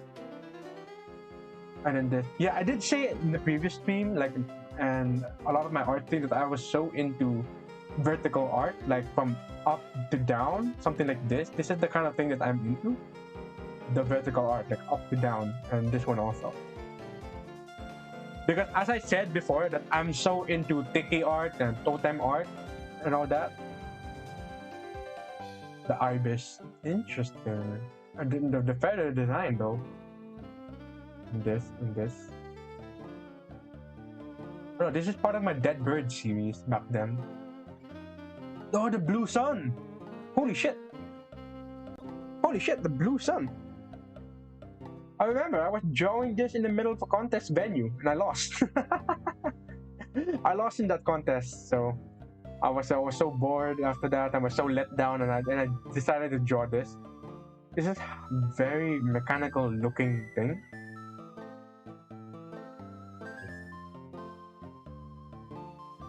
Ah, graffiti and lettering.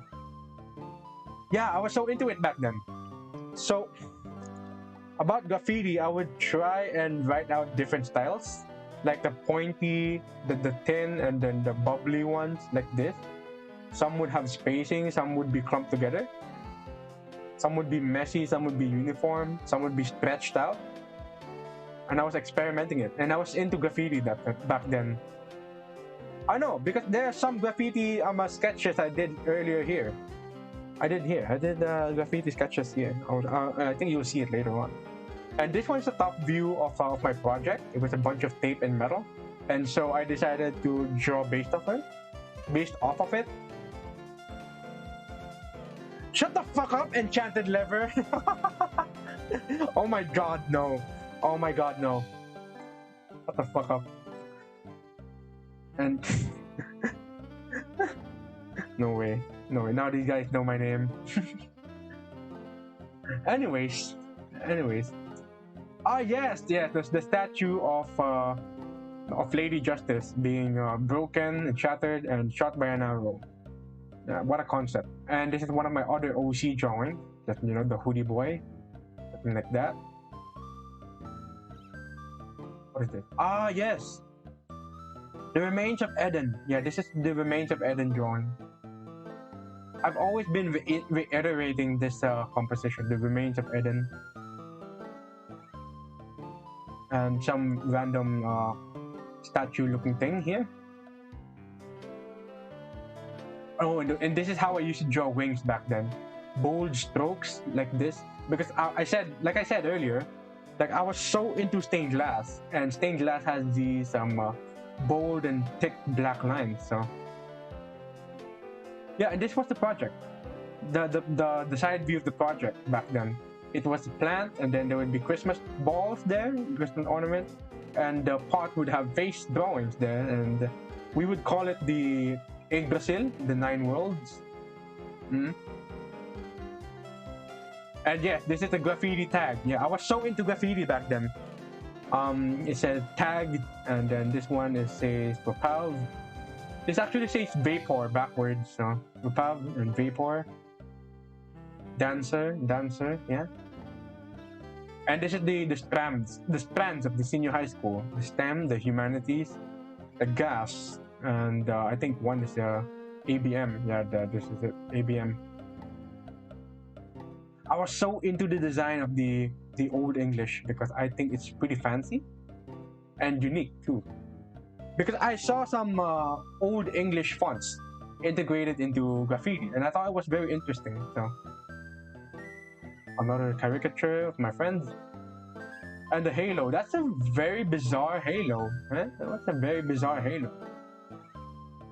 Like, I don't know why, but every time I draw these circle thingies, I would consider it as a halo. Because I'd always often put them behind the head of a character. So I'd call them halos. Yeah, and see, this is how I draw wings back then. The angelology. And angels would look like this, like rocky looking figure. Yeah. Up. Oh shit! Oh shit! Angel, the symbol of ultimate beauty. Yeah, I was researching about the symbolism of angels before, and what I noticed is that there were some sites and articles that says that the beauty, that the symbols of angels, it means that they are the ideal form of humanity, and sometimes they reference as the most beautiful thing. So angels were referenced for beauty at the time, like the symbolism of beauty. Are such a mess. That is why it's so beautiful. That's very poetic. Art is such a mess, and that's why it's so beautiful. That's very poetic. Ultimate modesty. Yeah, you saw my painting. I think it was based off of this sketch, actually. Yeah. And more reptile-looking art. Yeah, it was kind of messy, but I really like how I went different with this one. These, you know, portraits of a friend look like this, messy, and all that. And I was into Hollow Knight back then, so this is the kind of thing I try to draw. And more vertical art-looking mask here. What is this? Inktober! Fucking discontinued Inktober 2019. Yep, that's right. And whatever this is. Okay, this one. My teacher drew this, right? Because he's also a doodler. So he borrowed my sketchbook and drew this. But here, I was drawing some wings, right? And I was referencing to Seraph because Seraph has 3 pairs of wings. Right, so I drew wings in different forms, which is this, in different ways of drawing wings, like that. and the sketches for my painting for the ultimate beauty. And I was trying to reference the marks of the butterfly, which is this one. What is this? Ah, the Aztec calendar. Ah, yeah, this is the one. This is the Aztec calendar. Yep. It's the Aztec calendar. And more biblically accurate angels. Yep, this is one of the biblically accurate angels. I kind of stopped midway and then discontinued it. Holy shit. It could have been good if I finished it. Oh, this. What is this? Oh, it's the sun. The crystal. This is interesting. Crystal ray faces the moon, look like this. And whatever this is, I think these are meant to be clouds.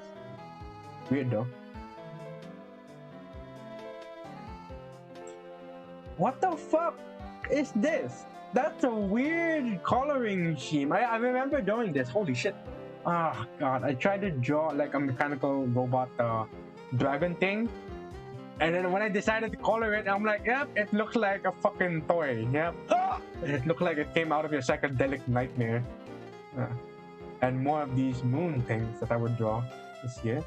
And I think that's the end of the sketchbook. Let's see. What else have I not shown? Yeah, there's more. I think I'm nearing to the end. I realized what's missing in here. It's my illustration board art. Right? I think some of my illustration board art is not showing here. Wait, let me look for it for a bit. I'm gonna look for it for a bit.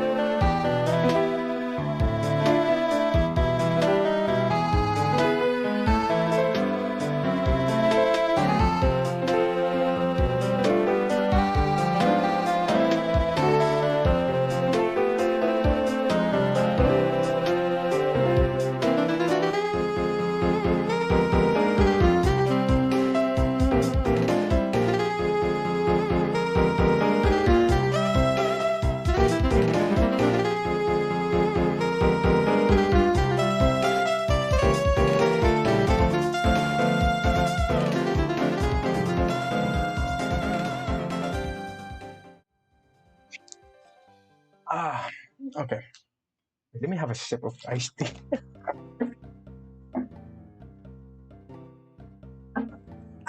Right. Okay. Wait, where is it? This one? No, it's still being transferred. What the heck? Yeah, it's still being transferred. To here? While that is going on, maybe you can look at the other sketchbook. There's so many things to look at. I have been drawing a lot as a kid. Like this. Oh, I was collecting cards. What the heck? And I was collecting cards like they were tarot cards because these can be translated as tarot cards. So these 5 of spades is translated to 5 of wands. I never got anything good out of it. No fortune whatsoever. 6 cents. What the fuck? What the fuck is this? What a mess. Oh, this. Oh, shit. Oh, okay. I have a story for this one. The same sky all over again. Yep. There was a time in when I was so young. I was what's it called? Trying to wake up for school. And it seems like the day has been repeating. The sky in the cloud formation is the same. The moon is just on the same place as they are. I'm like, I don't like. It feels like the sky has been the same. It didn't change at all, and it was so creepy. Right? What's next? What is this? I don't think I was really trying to draw anything here. It was just a bunch of mess. The pen and paper. Yeah, I was trying to draw a pen here. Oh yeah, I was trying to rip off this thing here, and it kind of gave me a potential drawing here. That if I just reveal thingy, like if you just flip up on the next page, it feels like you're just revealing the horror. That's what's behind this thing. So that's what I was going for. Didn't continue it though. Oh yeah, I had a fortune cookie at that time. Don't try so hard. The best thing comes when you least expect them to. February 7, 2018. I don't know what to say about this, but look at I fucking watched the fucking Infinity Wars here back then.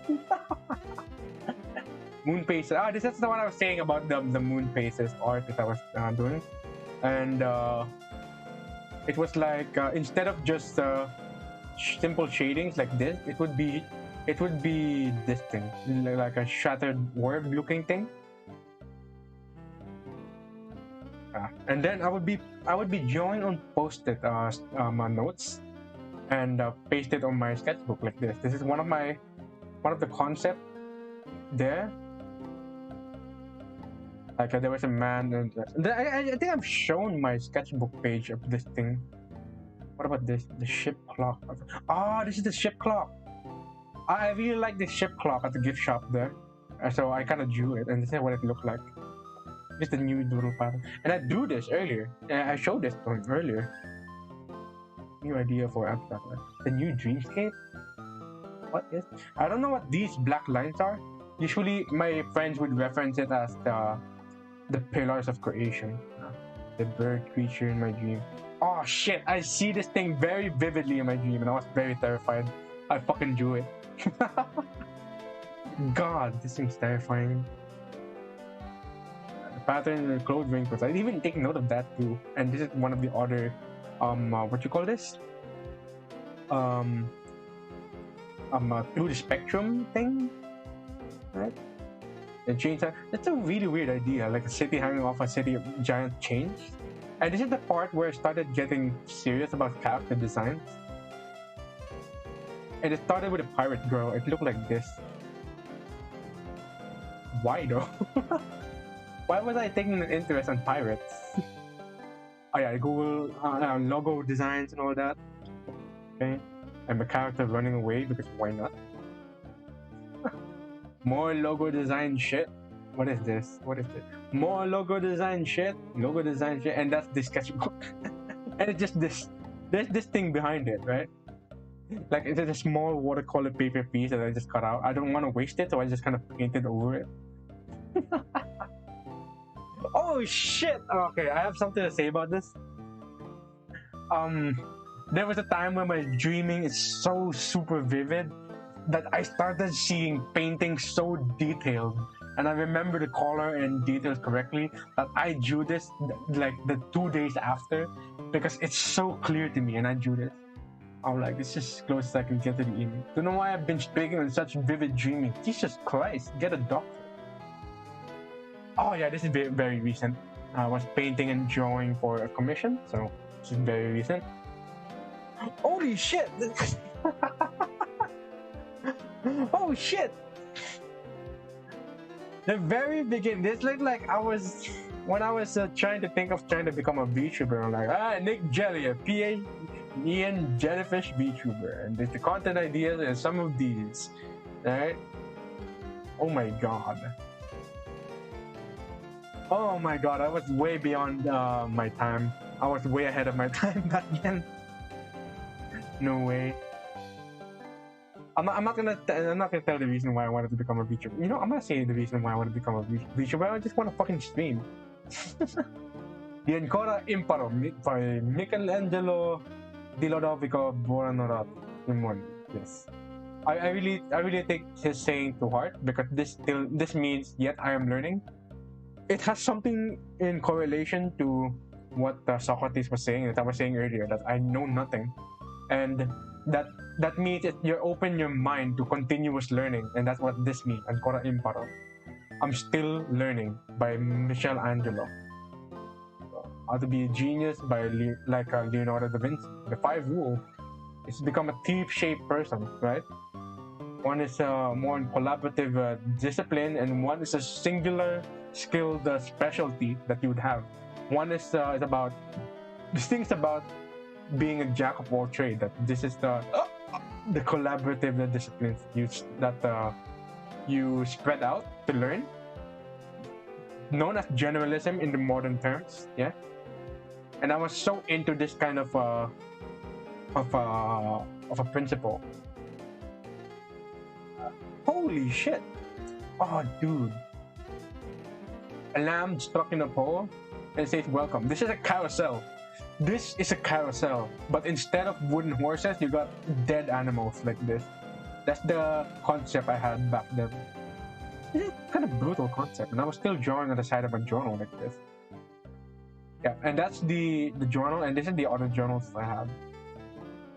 The living puppet and all the other concept of monsters here. Puppet here, the sleepwalker. Jesus Christ, Lamplight Guardian. Acting just living statue. The Justice the Blind. Jesus. Someone of the Sigils.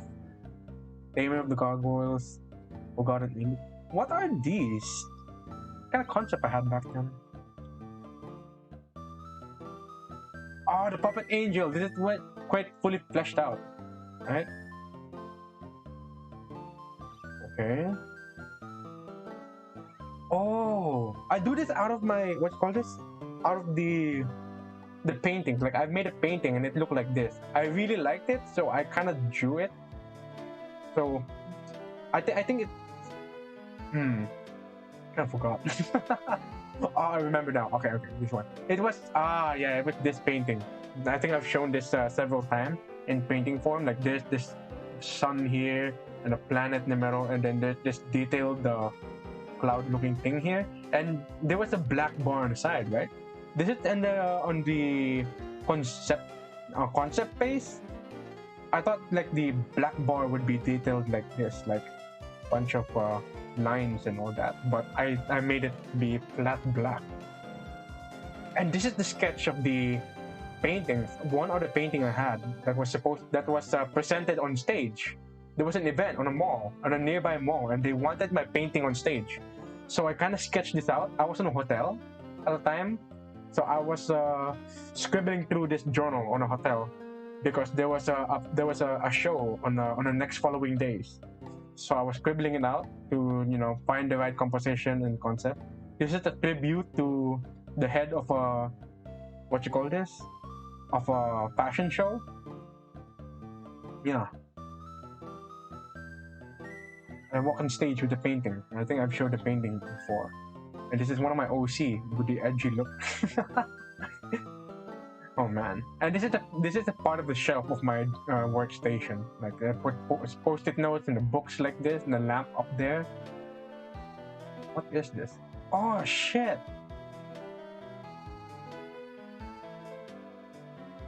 What are these? This is just mess. Yeah, and it's the flower. Yeah, that's a flower. Yeah, that is a flower. Yep, that's a flower. And this is a bunch of snakes. Yep, this is a bunch of snakes. What was I thinking about these concepts? I think at the time I was crazy about the concept of the crescent moon, because that's exactly the thing that I've been drawing. So, celestial body, the sun and the moon and all that. I think also here I was also into vertical art, right? But I put them in the form of a triangle, so something like this would do, something like this. And here, this used to be black and white, but I put the colored pen labeling much later. So this is, I don't know what the hell this is. But it's literally it seems like a floating island, but I'm trying to remember what I was conceptualizing with this one, because I know these are roots of the obsidian. It has some sort of a obsidian resemblance of this thing. Not sure. Splatter for contrast, cloudy figure, shade contrast, too small cosmetics. I don't know what the hell these are. Oh yeah, this is one part of my drawing, my painting. I just drew it. Creature designs, like scales and whatnot. Like I was so into scales and sizes of the creature, and like how, like, it would be fascinating that this thing is the scale of a human being, and such a creature is so huge like this. Scale and depth and distance and size. That's what the kind of craze I had back then. Like this, and I still have the puppet boy still here. The living puppet still here. Oh, the golden tradition. Yeah, I have. This is how I used to plan my paintings, my traditional acrylic painting, and this would be composed of 3 canvases stick together. 3 canvases. 1, 2. Both of them will be about masked, like a close up of a face. And in the center, there's a little girl here dancing on festivities, like this one. I think it's this one. What was I going for? This is part of the golden tradition. I don't know what was I going for with here, but I was referencing to the clothes and the dancers of the Santo Niño festival. And here, what is this? Ah, I think at the time I was trying to draw a card like drawing. Like one is up to down, like this. Another bit of a landscape sketch like this with a hooded figure. What is this? Yeah, another one of my hooded OCs.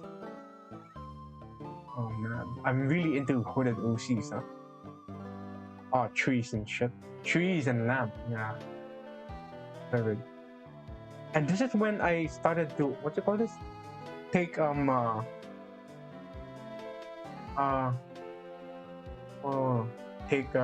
design in a serious sense. Like this is when I started taking character design very seriously.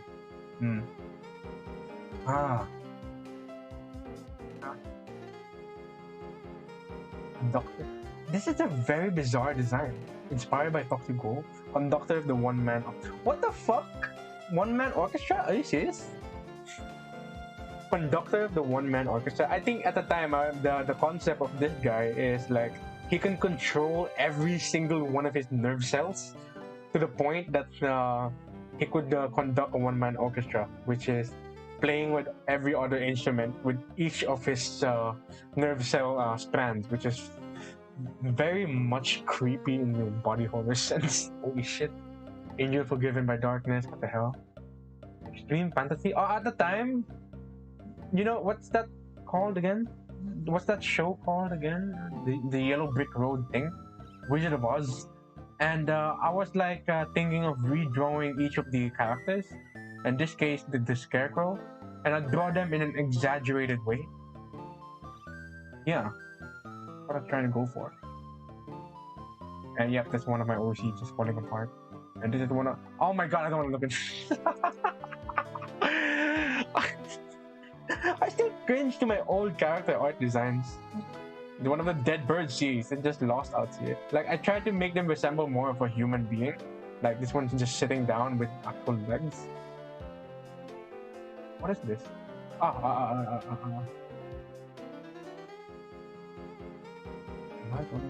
Oh, this is when the exact day I finished the painting, the big one.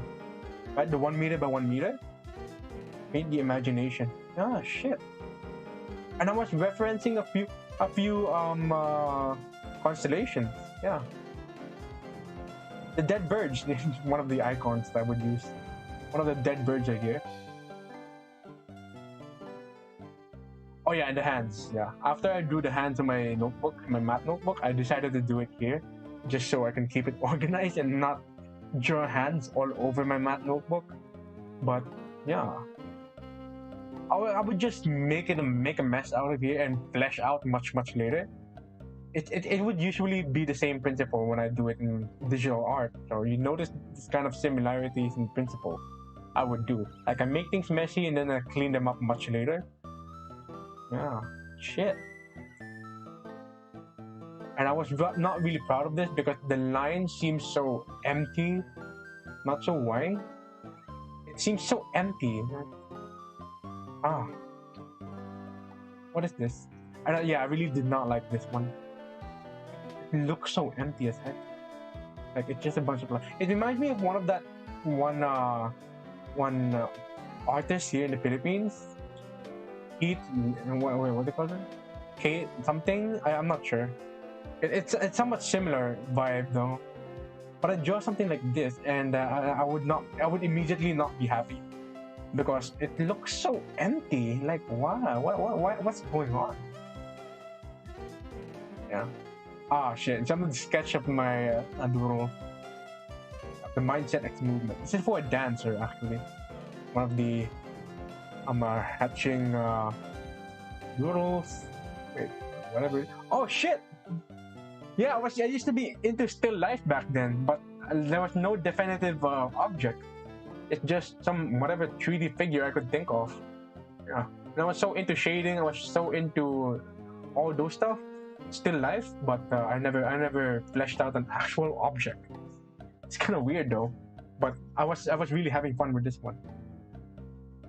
Like smudging with your fingers and all that. And this one's for school.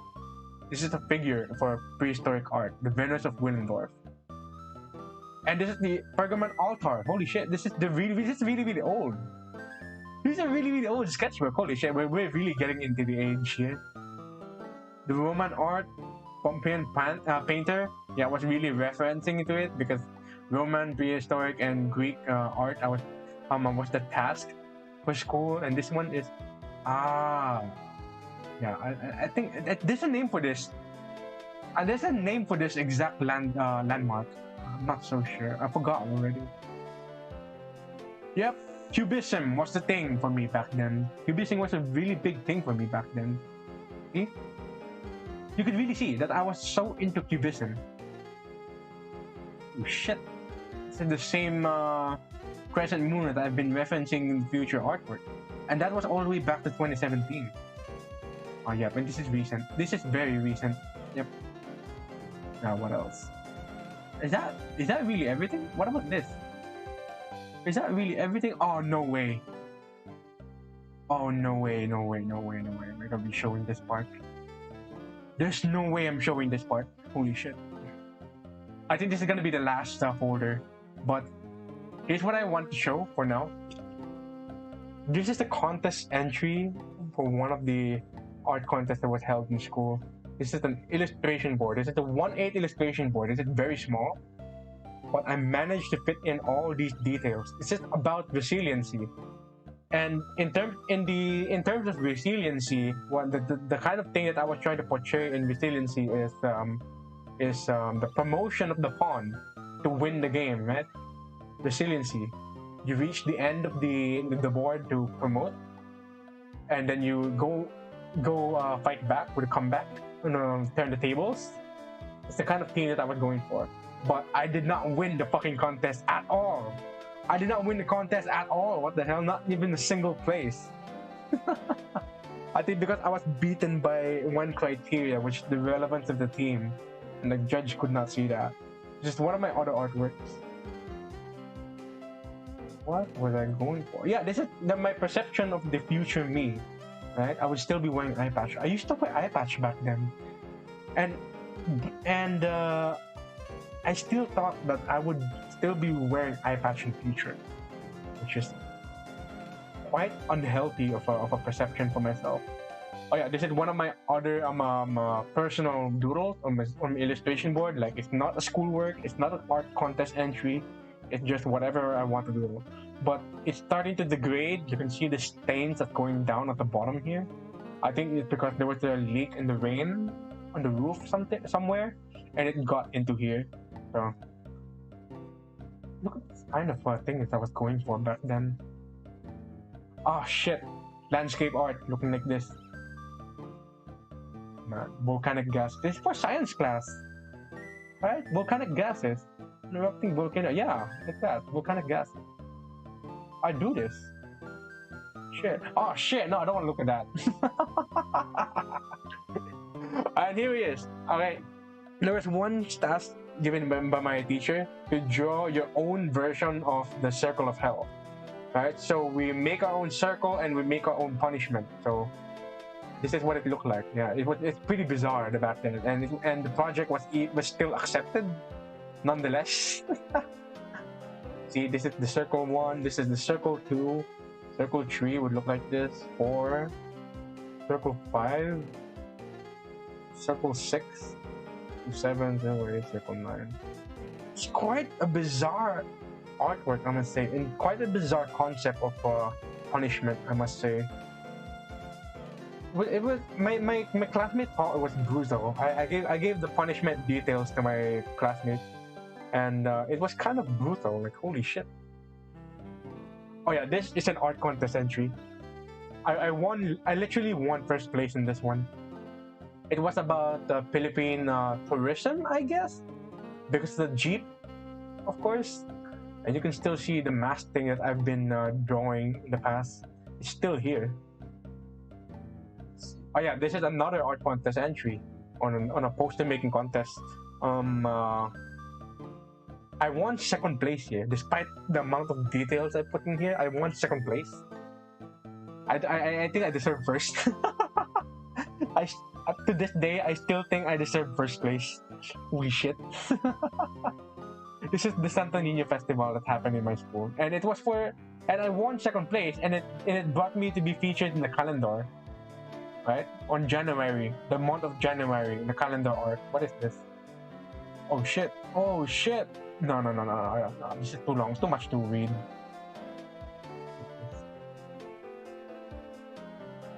Oh yeah, this is the Sun Girl. The original the painting of the Sun Girl, right? The center of the solar system, right? Yeah. Early portraits looked like this. And doodles used to look like this. Yes. The eye would be tearing like this, and I would branch out of the details. Ship designs used to be this so bizarre. Oh shit! The earlier sketches of the living puppet used to be like this. No way. And that's the sketchbook. And it was really compiled into this sketchbook, yeah. And that's the calendar, right?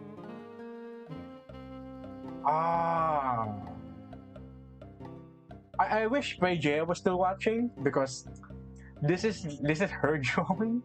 He borrowed my sketchbook just to draw this. This is Ken Ashcorp. The panda. Ken Ashcorp's panda, yeah. I was so into cubism at that time, like I said, and I was so into ugly faces with defined characteristic faces. And this is how I used to draw eyes back then, right? Referencing to the one that I did in the small sketchbook. Yeah. See? More of the living puppet concept art looks like this. Quite bizarre. And there. More of the vertical art that I've done before. Holy shit. I used to smudge my artwork a lot. These things, these details, elements in that. I should bring those back. I think this will be interesting. Especially this whole artwork. Let's see. The bird. These are the dead bird series. Holy shit, this is the dead bird series.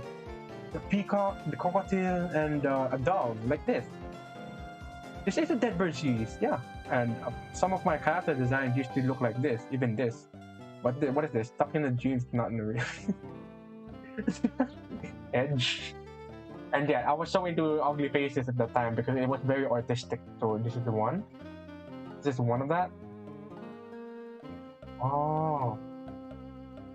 The biggest must show. Oh yeah, this is the concept of my story that I've made before. Oh yeah, Watage. Welcome to the stream.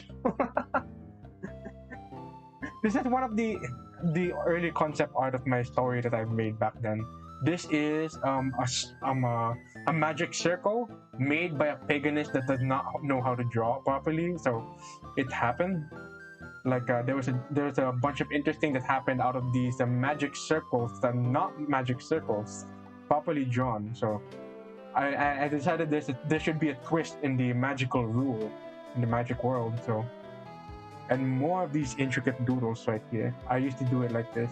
And I tried to draw a minuscule world, like there's gonna be a bunch of human civilization, science of human civilization, like here, to give a sense of like a structural reality on this one. And this is one of the other sketches of the eye deities that I've made before. Never continued it. And this is one of the sketches that I would draw for. This is an altar of a church that I normally attend to. Because fucking stop attend to because I don't believe anymore. And yes, it really looked like this. Some of the vertical doodle art, it really looked like this, colorful. Yeah. And this is when I started making more of these colored pen art. And it can be inverted to this because there's a bird here. This is a very interesting design. You know, I could bring these back. I wonder how you guys may react or how the art world react, because I'm more into these character design, but not these things. So because these are fucking bizarre, and I'm not used to drawing these things on digital. Yep, and this is one of the ugly moons looking at this. Oh my god, no. No. Oh no, no, no, no, no. Oh no. No, no, no, no. What is this? Oh no, no, oh no. No, no, no. Oh. Oh. You know, I would much rather be looking at my creature designs rather than character design, because oh my god, no. No, no, no, no, no, no. Oh. Oh yeah, ugly people drawing. The people drawing, yeah, this is what I like more. Rather than these characters, I really like to look at these things more. But look at how I fucking draw people before. Yep, that's it. Portraits? Oh my god, no! No! I don't want to look anymore! I'm gonna slide through. I'm gonna end the stream. I'm just gonna slide through. I'm gonna end the stream. I'm just sliding through. Oh my god, no. No. Oh. Oh. Yeah, I do this in the hotel. Because of the hotelier for a day program. You know, you get an experience of being LeBron. Oh, no, Kobe Bryant. Yeah, this is a failed Kobe Bryant portrait that I decided to just doodle it out instead. Yeah, this is Kobe Bryant. Damn.